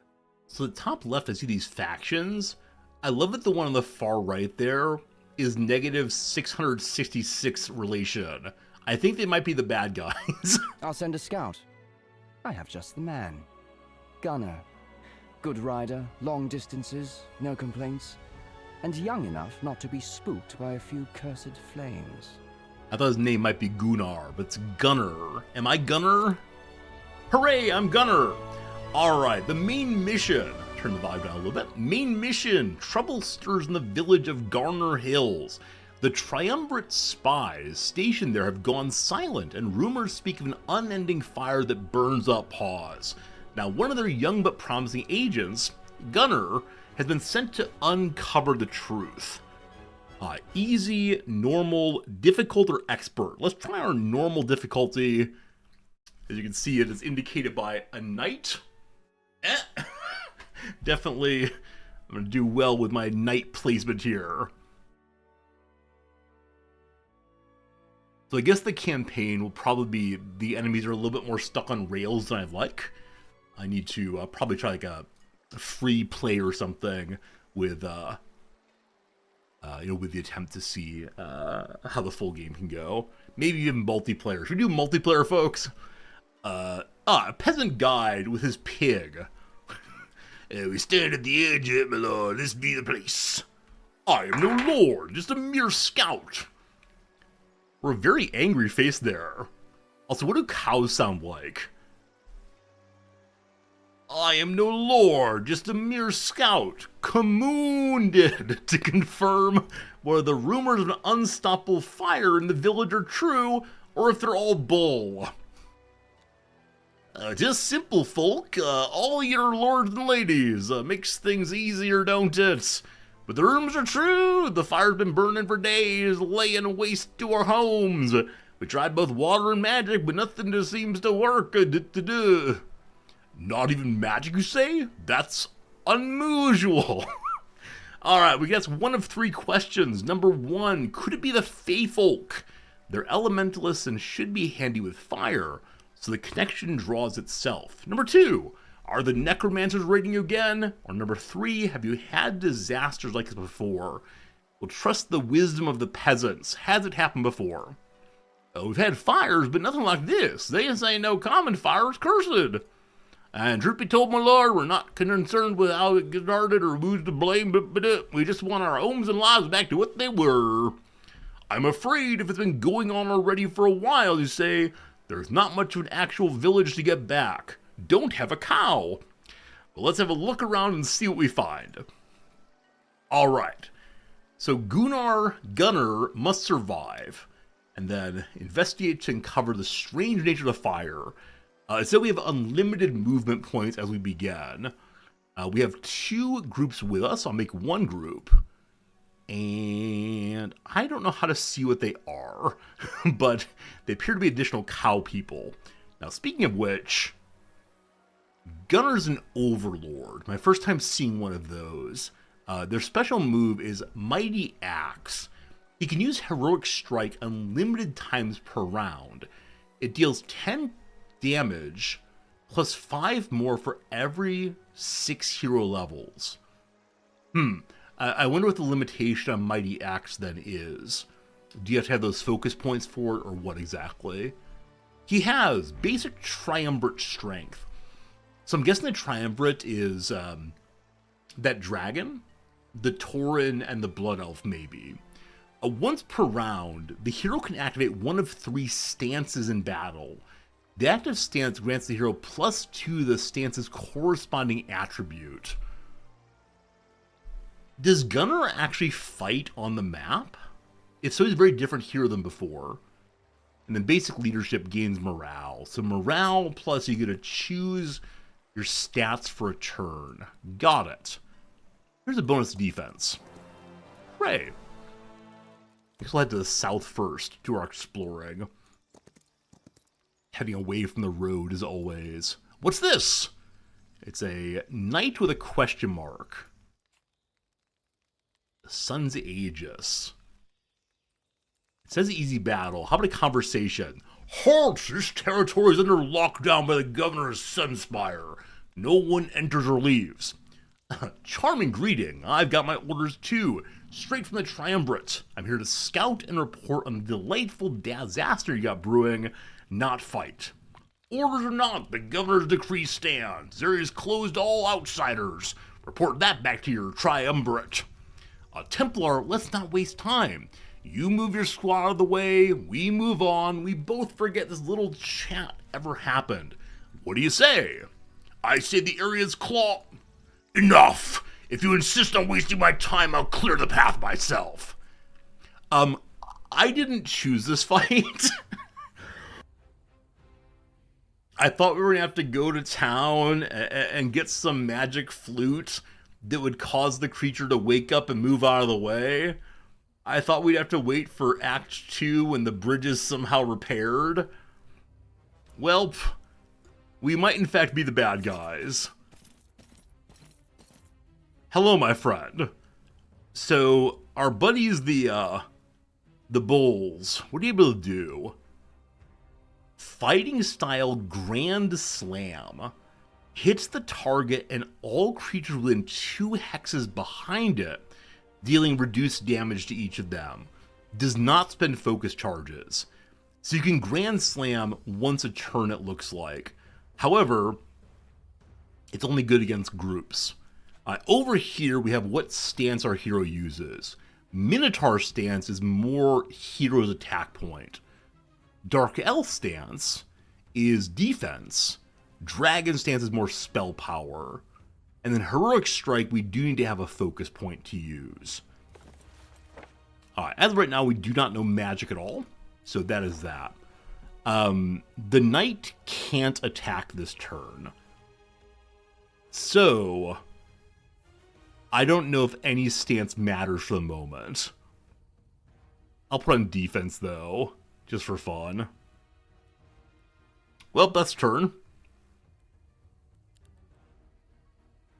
He's waiting also. Now, because of the order of the turn, I can wait again. I think he also waited again. So I'll move a little closer. Here he comes. Yum-ba-dum-ba-dum-ba-dum-ba-dum. He got to move twice, unfortunately. Our counterattack's pretty huge. We're moved to attack stance now. And then attack. And that'll do it. So we're actively killing paladins. Huh. Well, the nice thing is we get a little more money. And we immediately get a pile of experience points. Now, the fire itself, I can't engage with. I'm wondering if I should go talk to the city, though, and tell them what I've done. A spy. Psst, over here. You're one of the Silver-Tongue spies, aren't you? What are you doing here? He was complaining he hadn't heard from you in a while. Typical Casper, always impatient. That Templar down the way made sure I couldn't send word. When the fire trouble began, the humans sealed off the village from the north. That's where the fire came from. Before I could slip away, they posted another patrol here on South Side. Thanks for dealing with that. Speaking of trouble, what happened here? Oh, that's very cool, real Kapaw. Thank you. It's strange. All fires, torches, ovens, even candles became eternal. Neither water nor spells worked. Chaos erupted. The peasants panicked, which drew in the nights, and here we are. So the blaze just spread on its own because it couldn't be extinguished? I can't be certain. It all started so fast, I've had no time to gather proper intelligence. But listen, there are other Alvar agents in the village. Keep your eyes open. They may have found something I haven't. I'm gonna make it back to Alvar before Silvertongue sends a search party, or decides I'm expendable. See you in the shadows, Minotaur.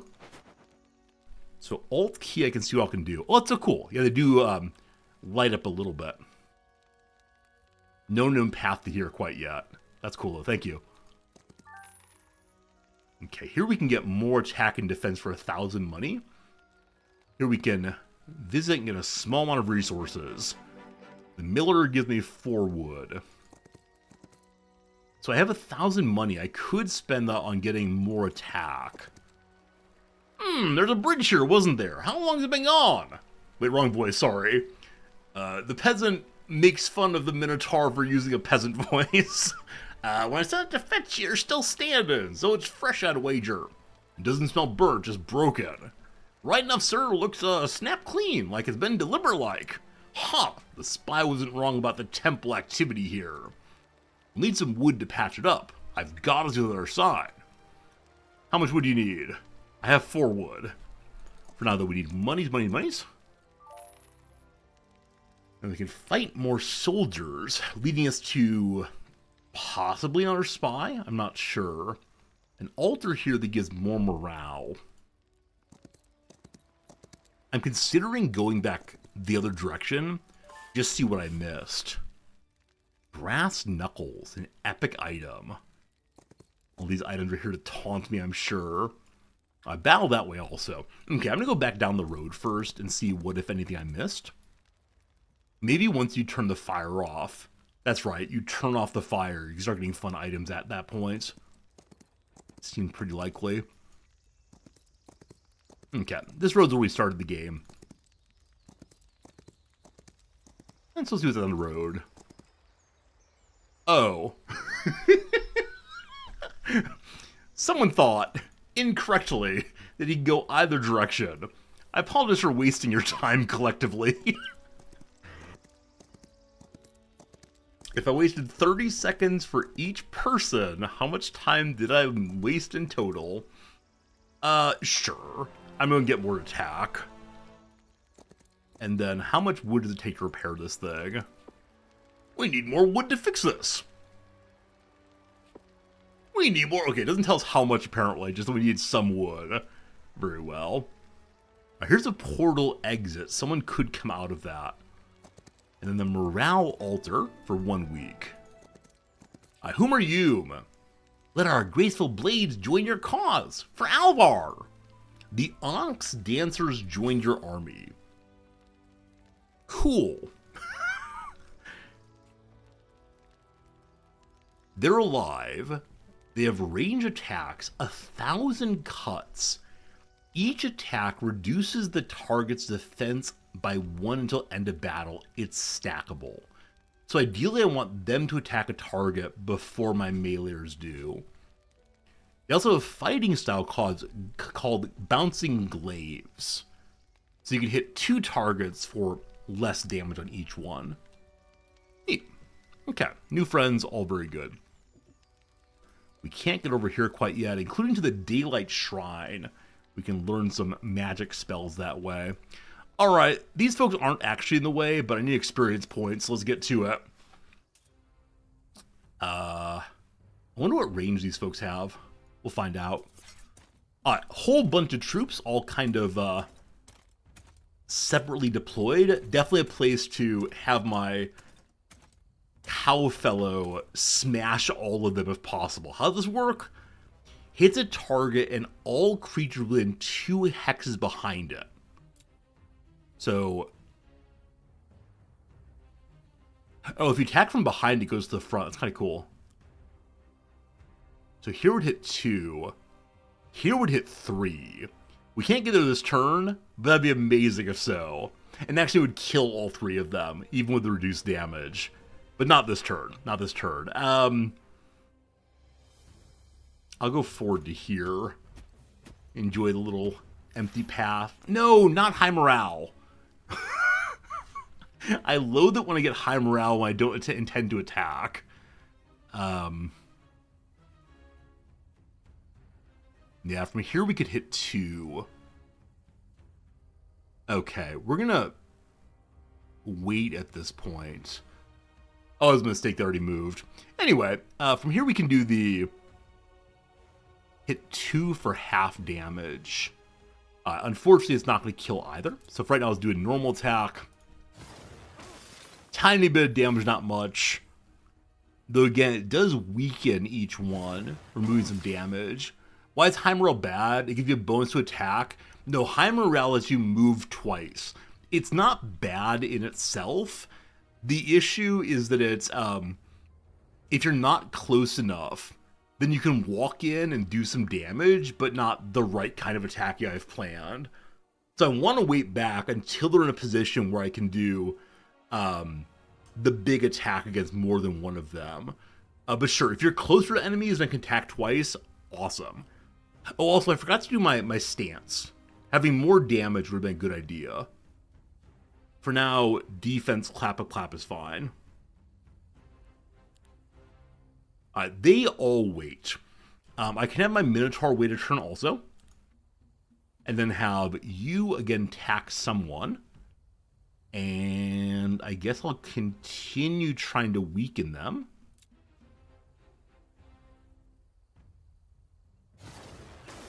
Cool. Okay. Because they all waited also. So we see now that they get to attack twice or move twice where I can do anything. That means that potentially they can go here and then attack my back row. So though it's a little lame to do, I'll go ahead and do this attack and hopefully knock out 2 of them. Glorious! Tonto. I am Tonto. Thank you so much for your very generous resub. 18 months in total. Good seeing you, Tonto. Hey, Victoria, I'm sorry I missed you over on Discord. I need 30 wood in total. I can definitely do that, and thank you for knowing that. Glad that we're getting some kills via counterattack, but we did lose at least one of our big boys, didn't we? Yeah, 1 big boy dead. That's horrible, horrible. But a whole bunch of experience points. No level up yet, but getting closer. And my apologies to the dead fellow. Okay. Yeah, I think I need to use the stances better. Figure out which stance is right to use at what points. Huh? What's this?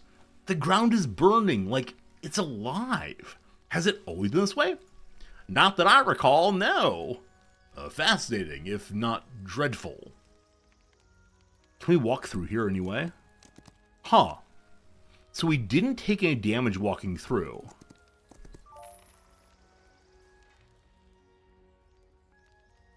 Did that stop burning? No. I think I just missed I could walk behind the fellow. I thought I was doing absolutely nothing for walking through, but not quite right. Alright. +1 spell power for the rest of this mission. I appreciate that. What's that sound? A normal battle against a bunch of buddies there. Huh. May I just take the wood? Oh, behind that is a group of peasants, it looks like.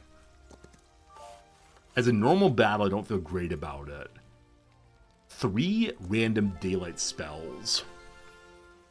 A heal, a blessing for more damage, or the shortened shadow. Target enemy creature loses 2 attacks, 2 defense. So heal, more damage, more good. 1+1 per every 4 spell power. So presumably this be for 1 turn only. I'll take the heal, I guess.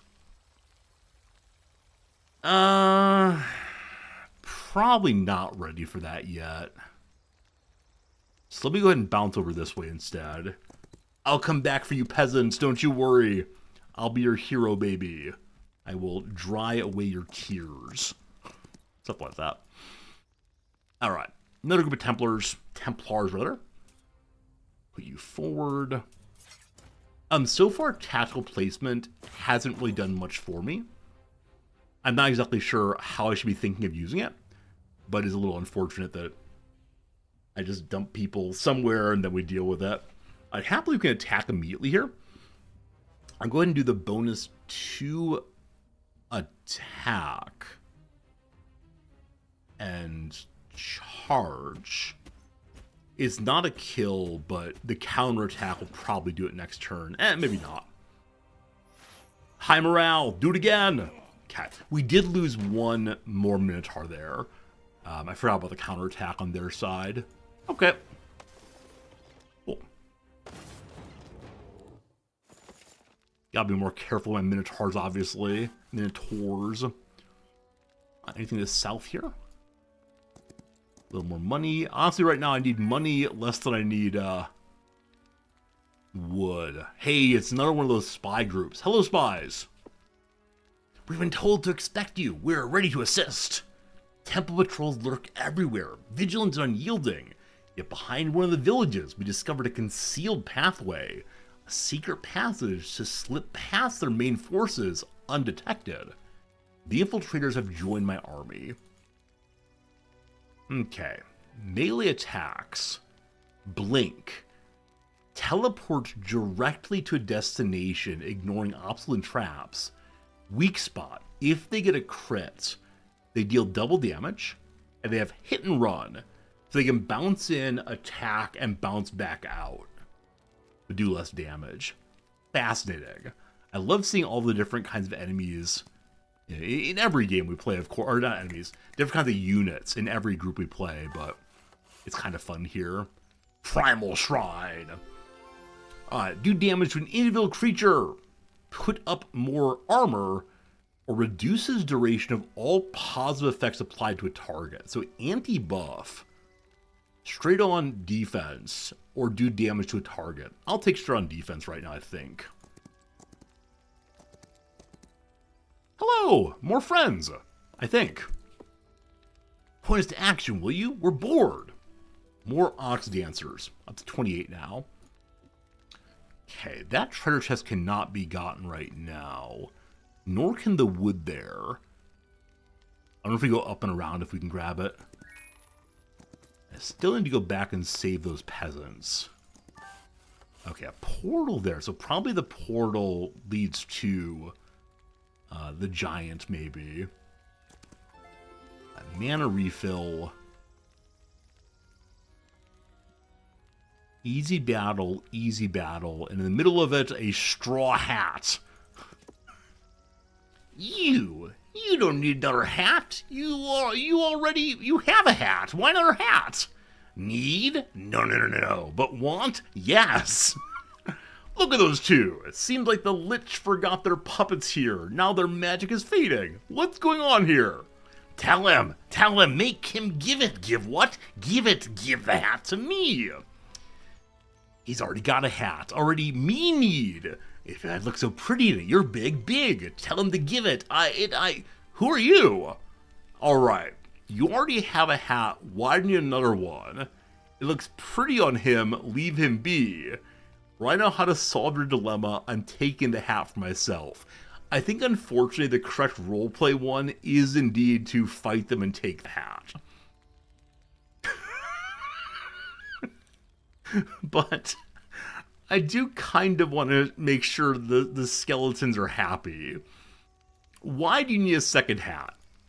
I found it. I'm wearing it. Why give to Skeleton when Boneheart is stronger? Stronger than Skeleton. Finder's keeper, it's fair keep for self. You don't need it, give it to Skeleton. Or might makes right, I should take it. Give it to Skeleton, let's share. Told you. Fine. Thanks. Oh, thanks for the, what was it? Oh yes, thanks for the charity. Isn't it wonderful to feel charitable?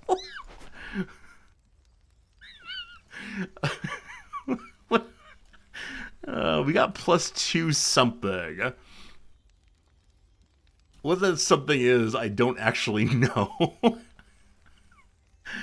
Oh, friends, that was very, very strange indeed, but hey, I'll take it.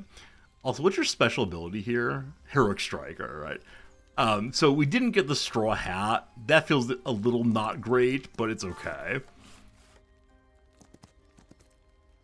Okay, there's a portal that we can go through to go back to the city.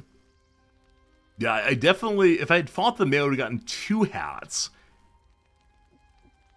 The brass knuckles there. I think they may be inaccessible in principle, as there's not anything up there. Regardless, though, hello to you, giants. Giants just want to fight. Are you actually called the giants? Huh. I don't know how to read its name. Anyway, this is the one that can, like, zoom in and zoom back out again. Do you have to be in range? They have to be in range, though. Okay. It can't get to us this turn, so I'm going to go ahead and do more attack, more good. And it doesn't move again until next turn. So that's going to be the end of you for right now. Minotaur guy, move forward 1. And then you can just attack. Okay. And again, lucky us. Cool. She gets to attack again in a turn here.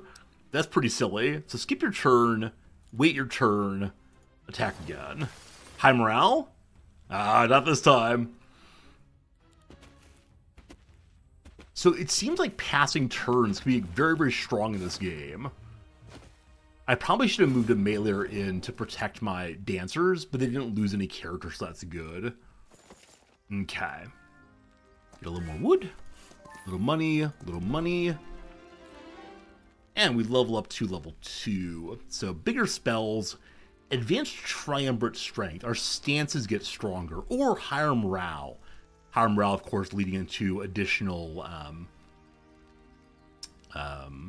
additional free turns. But I do like the stances. Let's do stances. Friendly dungeon creatures deal bonus damage and take less damage. We have none of those. Alvarian expertise. When selecting a stance, the corresponding attribute of an enemy hero decreases, or when selecting a stance, the hero gains more mana. I'll go ahead and take the enemy hero is weakened. Seems good to me. I missed a pickup here, it seems. Oh, we actually didn't. We already got the Primal Shrine. Very good, very good. Okay, so I think most everything is done here. What's over this way? This is an abandoned mansion. Ooh, time for some Luigi's Mansion action.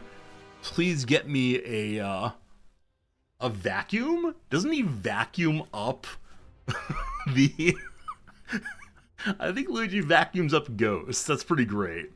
Alright, weird placement here. Our archers in the middle, though, seemed right to me. Okay, so the enemy doesn't have an archer this time. We don't have a guaranteed kill on anything. If we put on do more damage, do more good, that could be good.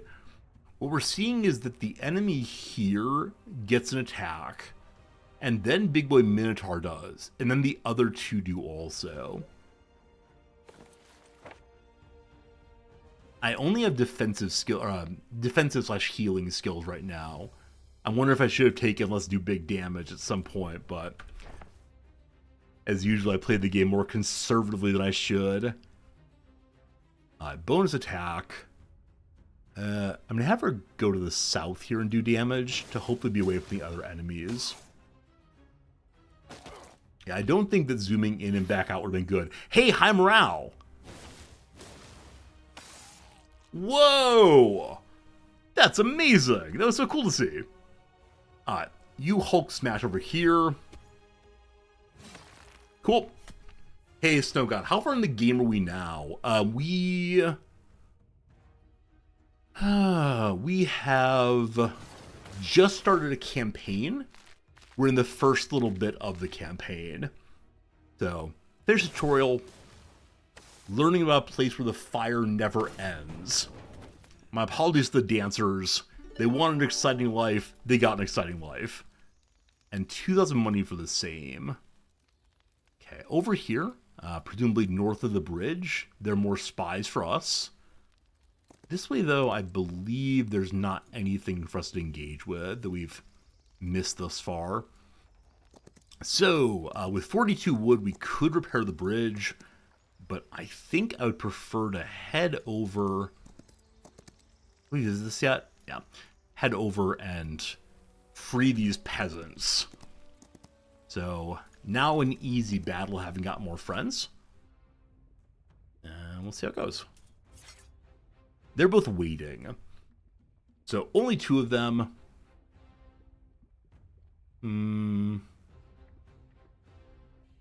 They're going to go first next round. They can move in twice. Which means I have you move back to defend the archer person. And you the same for now. Archer person can do more kills here, I believe. Oh, I didn't turn on the stance. My forgetfulness about stancing up. Gotta do that more. Okay. So, I was gonna say no one died here, but holy moly. This thing gets to attack twice per turn. My poor dancers just lost so much health. Oh boy. Maybe defense stance was right here.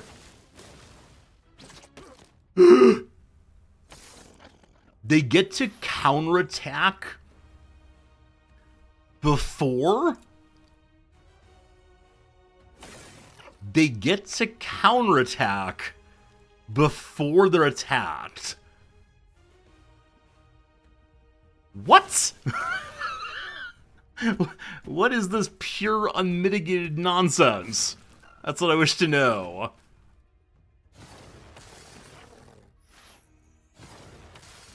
Okay, with apologies to the dancers, who I do not know how to use well at all. We gotta figure that out at some point. Mighty horns of my grandpa, what on Enroth was that? Are you alright? By Chalice's grace, we are now. We don't really know ourselves. That swarm appeared from nowhere and nearly took us all. I was ready to feel the warm embrace of the sun, but you saved us. After my house was reduced to ash, I have little left. Here, take this coin. My grandmother swore she got it from Arena herself, said it brings luck.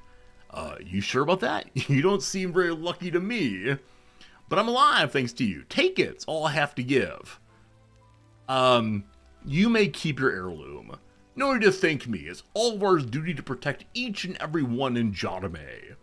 Then may the sun shine upon your path, warrior Alvar. I'll never forget the day you saved me. I'm sorry, I shouldn't, insist they're so bumpkin-esque. Okay, so everything to the south has been done now, I believe. So let's go ahead and head to the bridge now. Yeah, refusing upgrade items might be a mistake. 30 wood removed. There, that should do it. Let's find out what's waiting for us across the way. Literally nothing. So we haven't seen too many of those Templars yet. We find some old sword. Alright, Templars ahead, maybe. Yeah, Geek Town, in this campaign, it seems we have endless moves. I thought that there would actually be more like enemies move against us, we move against the enemies. But no, it has really been, we just run around endlessly and attack stuff and all that good stuff. Hello humans, do you wish to join me? What? Halt! Identify yourself! Gunnar, son of Gunnar. Sorry, Gunnar, son of Gunnar, that's how I said it. We're here on orders of the Triumvirate, scouting the region for answers. Answers? There's nothing here that concerns Alvarian spies. Garner Hill's answers to the Temple of the Sun. Stay out of it. And explain how you crossed the river. The bridge has been destroyed. Ah, so you did break it. Wait, why do we think that they broke the bridge? They just said it is broken. Convenient. We're no spies, Captain. Jotunheim is the land of free nations. Every power has the right to know about threats to the continent. There is no threat. At least, we're still figuring out. Until then, no one enters or leaves the village. That's final. Unless you have permission. I have permission in my purse. Or my axe is my permission to have a look. I do enjoy being good guy resorty. But I believe being good guy in this game is how you avoid fights. Like, if I knew they would join my force, I'd probably give them money, but I'm sorry. And my axe, as usual. Alright, the dancers, I need to find a way to get more of them. For right now, I don't know. Alright, they do have an archer group. My archers go after their archers. So I think this time we go defense, and then we also cast Thick Hide. Wait, is that only melee attacks? Only melee, not ranged. Well, good luck. I'm going to move in on their knights. If we get a second turn, that's fine. Hey, we did! We're not getting close enough, unfortunately. But I wouldn't mind their attacking us, especially a small group like this, for counterattacking fun. And with the way enemies attack from behind, one could easily imagine that they are, there's some like bonus attacking behind. There's just not, though. And no backstab bonuses. We are losing more people than we would like to. At this point, I can do the heal to keep you in good shape. All filled up. You can't do anything this turn. You can smash. There we go.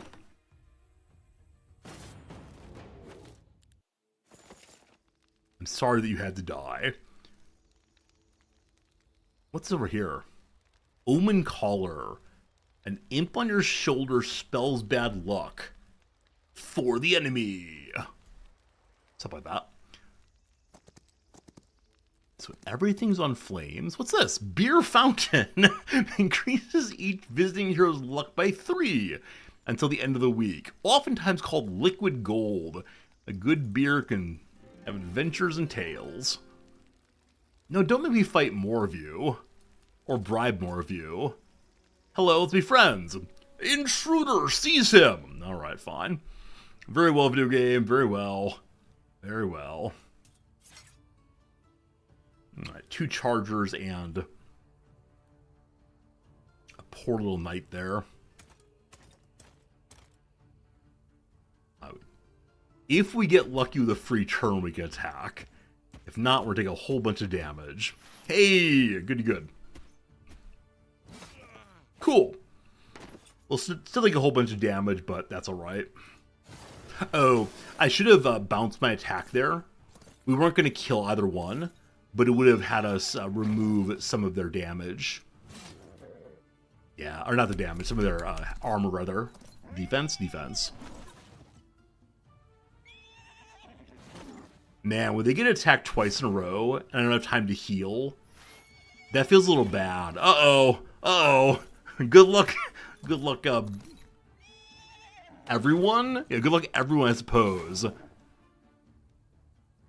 Yeah, had I bounced my attacks here and removed both their defense, that might have been a very, very good idea. But I didn't, and so they could hide. Oh, shoot! Counterattacks! No!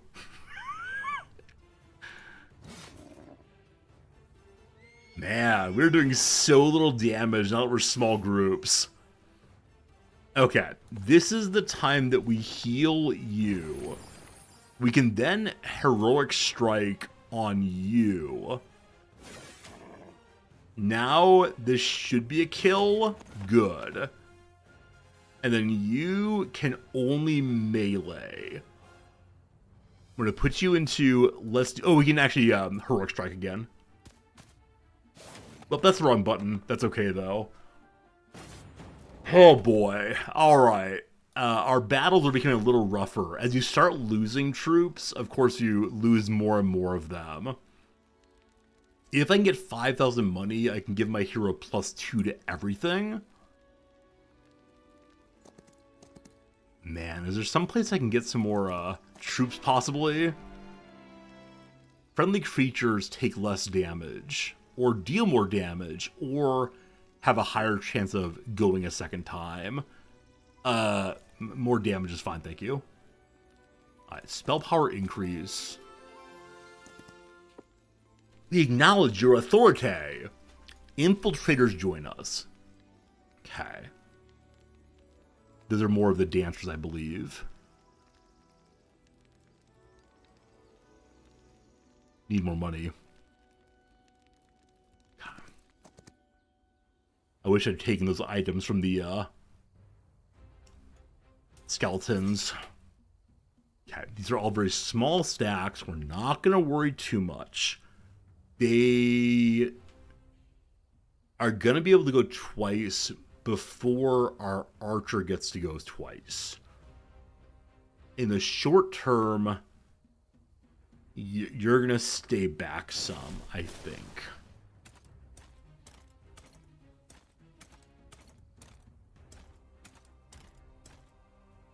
Okay. So it is the case that my Minotaur can kill the majority of a stack.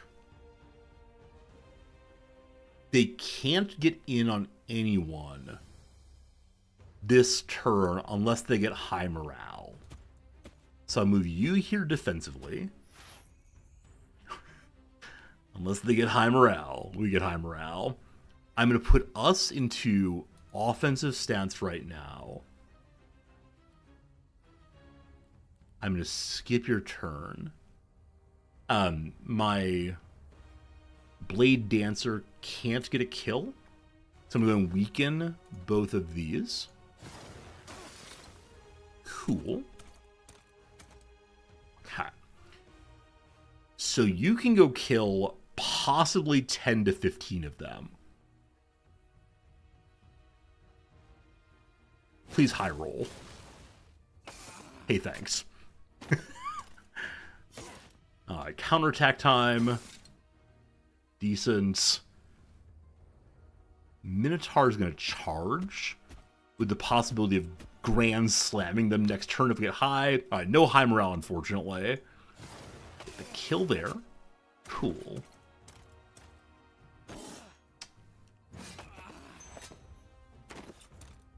Please don't die. Another one down. Okay. 10 to 11 kills. Awesome. Endless Minotaur problems. Also, we leveled up, I believe. We did not level up, I believe. Huh. We're at 72,000 to 72,000. Do we need one more point to level up, or can he not level up past level 3, I wonder? Whichever way. Pile of money. Okay. Here we get another spell. I need to do some damage, probably. One focus charge. If I have one focus charge, I can use my heavy attack thing. And I believe it doesn't consume the focus charge, so we can use it over and over again. Not clear I should be doing this, but plus to all stats seems pretty good. Now we'll immediately find a place to spend our money. Not immediately.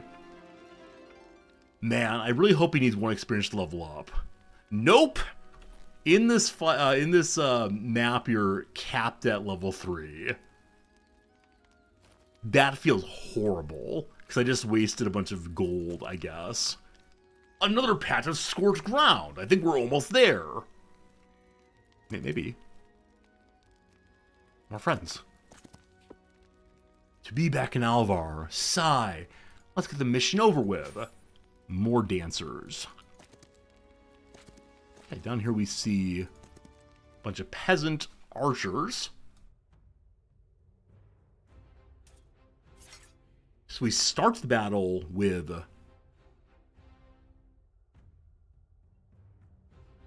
Didn't it say it starts the battle with one focus charge?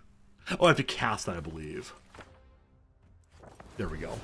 So now I can do my heroic strike thing.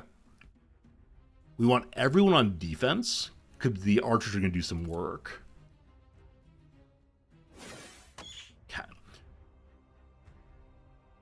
Heroic strike does consume a focus charge. The individual abilities of the characters do not. Yep, forward this time. No high morale fun, unfortunately, but we do what we can. So even with the full march forward, we can't actually get in there, unfortunately. And yeah, I can't get into attack at all, so maybe we'll get a high morale roll twice in a row. What do you say, team? I say they want to kill my poor archer back there. Holy moly. I need a taunt. Does anyone have a taunt skill? Can we kill one in this turn? We could.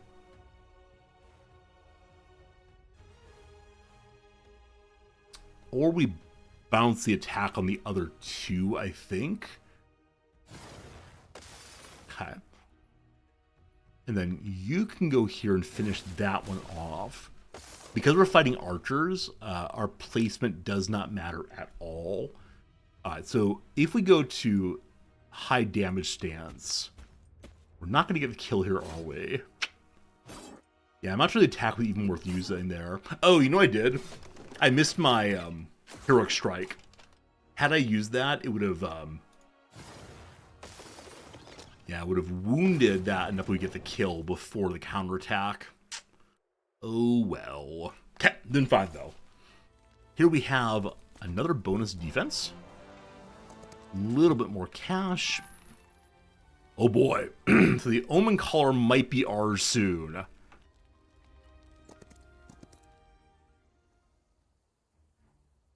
Yeah, as much as I am enjoying the campaign, I do think it's a little bit more on rails than I'd like it to be.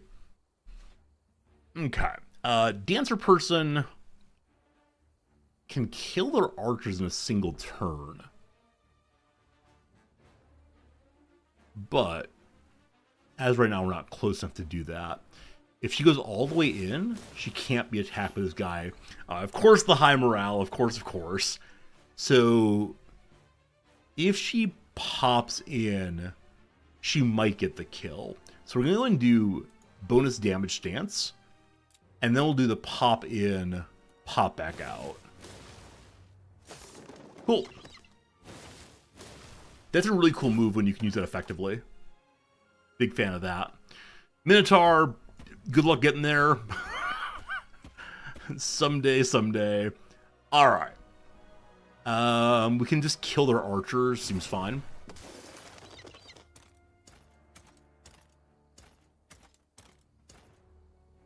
Alright, so both groups get to move after our spies do.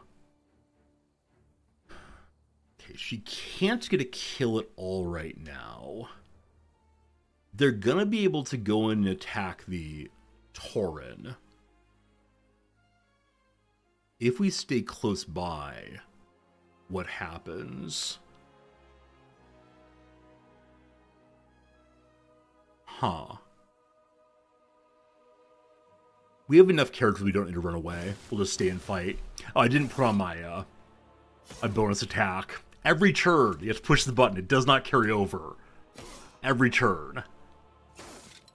Okay, at least we did some work there. Oh no, they get another turn. Oh, good luck, everybody. Okay. So a couple things. Number one, we can get a free attack here. Awesome. Number two, Minotaur stance. Number three, we can finally use the big attack. It will not kill either of them, but I want to see it happen for the first time ever. Hey, that's pretty cool. Do it again. Do it again. Lucky strike, very good. Okay, correct angle, please. Thank you. What fun! What fun! I enjoy those moments of strategery there. Alright. So the Omen Collar, is that actually an item? It is. It's a shoulder item. Maybe a cloak? It's a cloak item. So all it says is the enemy gets -1 luck. I'll take it. Not that I recall what luck does at all, but it must be a good thing. Alright, so we're capped on experience. We must take gold. What is the purple thing? Is take more kinds of magic. Target enemy deals less damage. That could be cool on enemy archers. Target friendly creature gains 2 attack and 2 defense. Curse the target enemy. They take pure damage at the start of their turn. It is stackable. The amount of damage is 20 plus 10 times hero's spell power. We have very low spell power, so we're going to do the reduction on the enemy here, I think. Okay, up here we have a Scholar's Observatory to get more spell power and such. We have to fight our way through a normal battle. We can fill up our mana again. Yeah, not sure about normal battle right now. Let's see what we can find beyond where we are. Ah, more spies wish to join us. Wonder what happened here. Let's find out. Yeah? The infiltrators join us.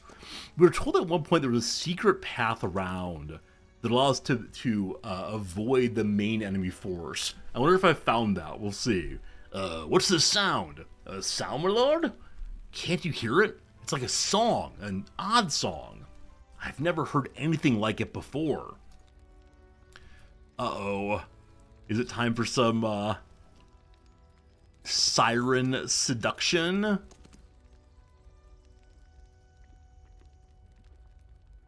Alright, there's a question mark here.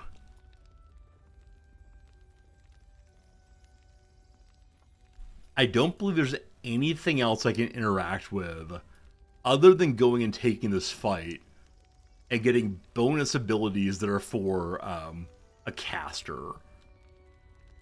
Hello. The air is filled with an oddly uncomfortable but somehow hypnotizing mixture of buzzing and whispering. It's difficult to understand whether the creature is trying to communicate with you or the noise is simply produced by its wings cutting through the air. It's a wasp? So that fiery insect was not the only one. I wonder if these creatures are the cause of the fire or simply attracted to it. Perhaps we try to capture it and study it further in Alvar.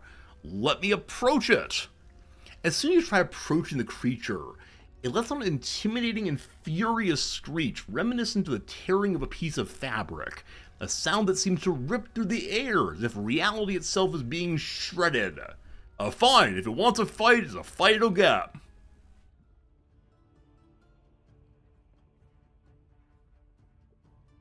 Well, okay. Use stances every turn. Also, what an adorable fire snail down there.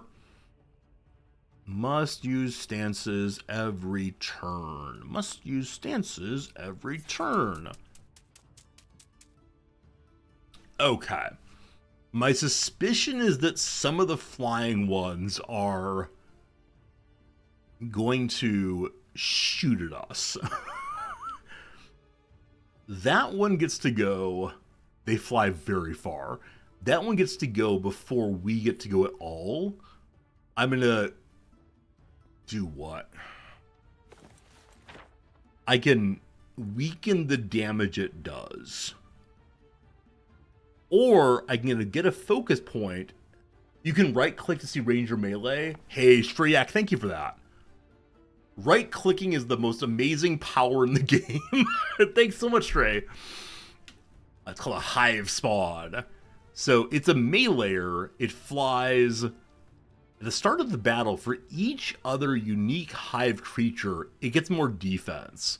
Upon death, it generates 2 focus points, presumably for the enemy.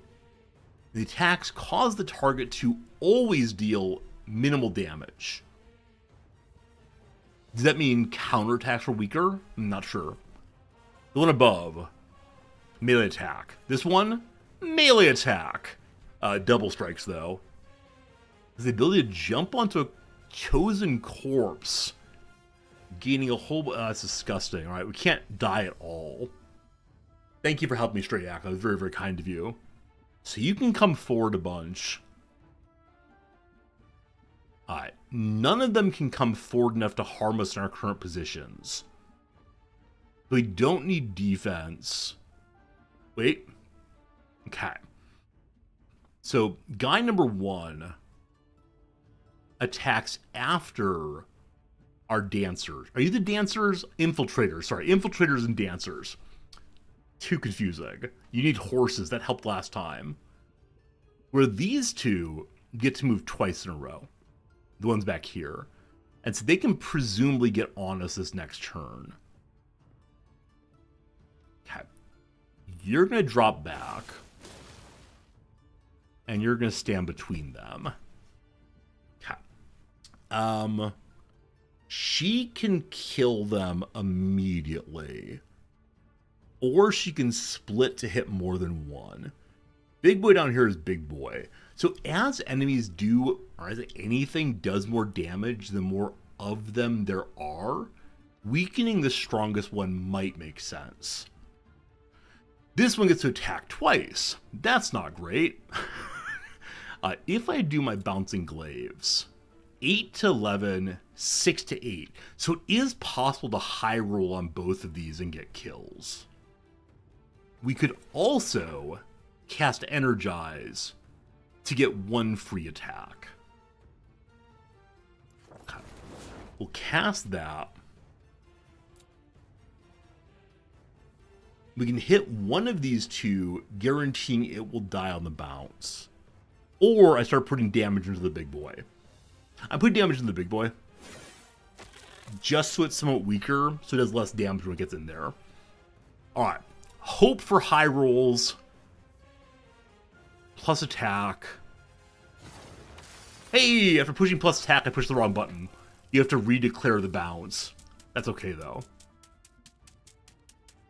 So because the enemies fly, they're able to go right over obstacles. Okay, no great surprise there. Fantastic melee return. Please stop. Okay. It is time for our little heal. Oh. Dancer's gonna dance. I probably should have popped in and back out. It doesn't matter though. They want to kill her no matter what. Okay, so do the free attack. You're gonna wait until end of turn.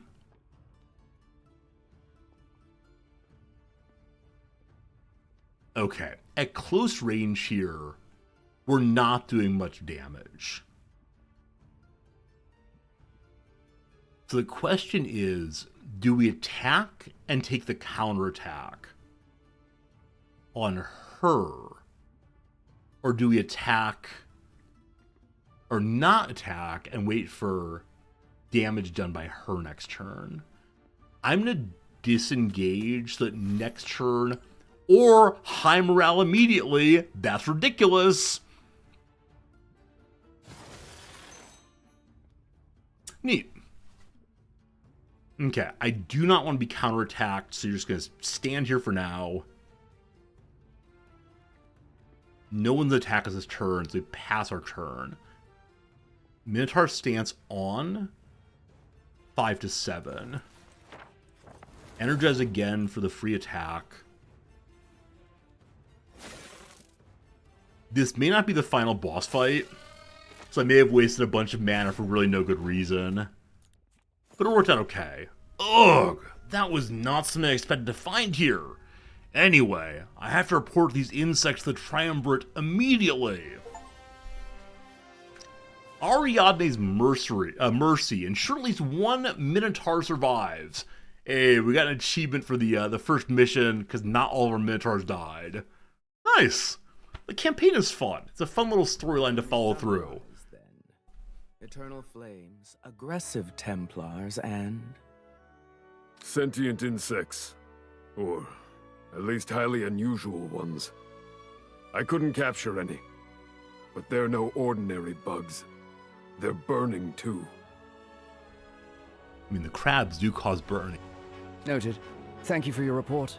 You are dismissed. Now then, what do we make of all this? Is the fire weird, or what's happening in the village? I'm curious about the peasants. How are the peasants doing? The most straightforward path is to address the Temple of the Sun first. They've already stationed knights there. Surely they've been filing reports, or at least keeping records. Besides, they're already entangled in a separate conflict with the necromancers. So I see in the top left here that we've gained two... I have a doorbell. I'll be back in 1 second, friends. I need to get the package that's being delivered. It's food! BRB.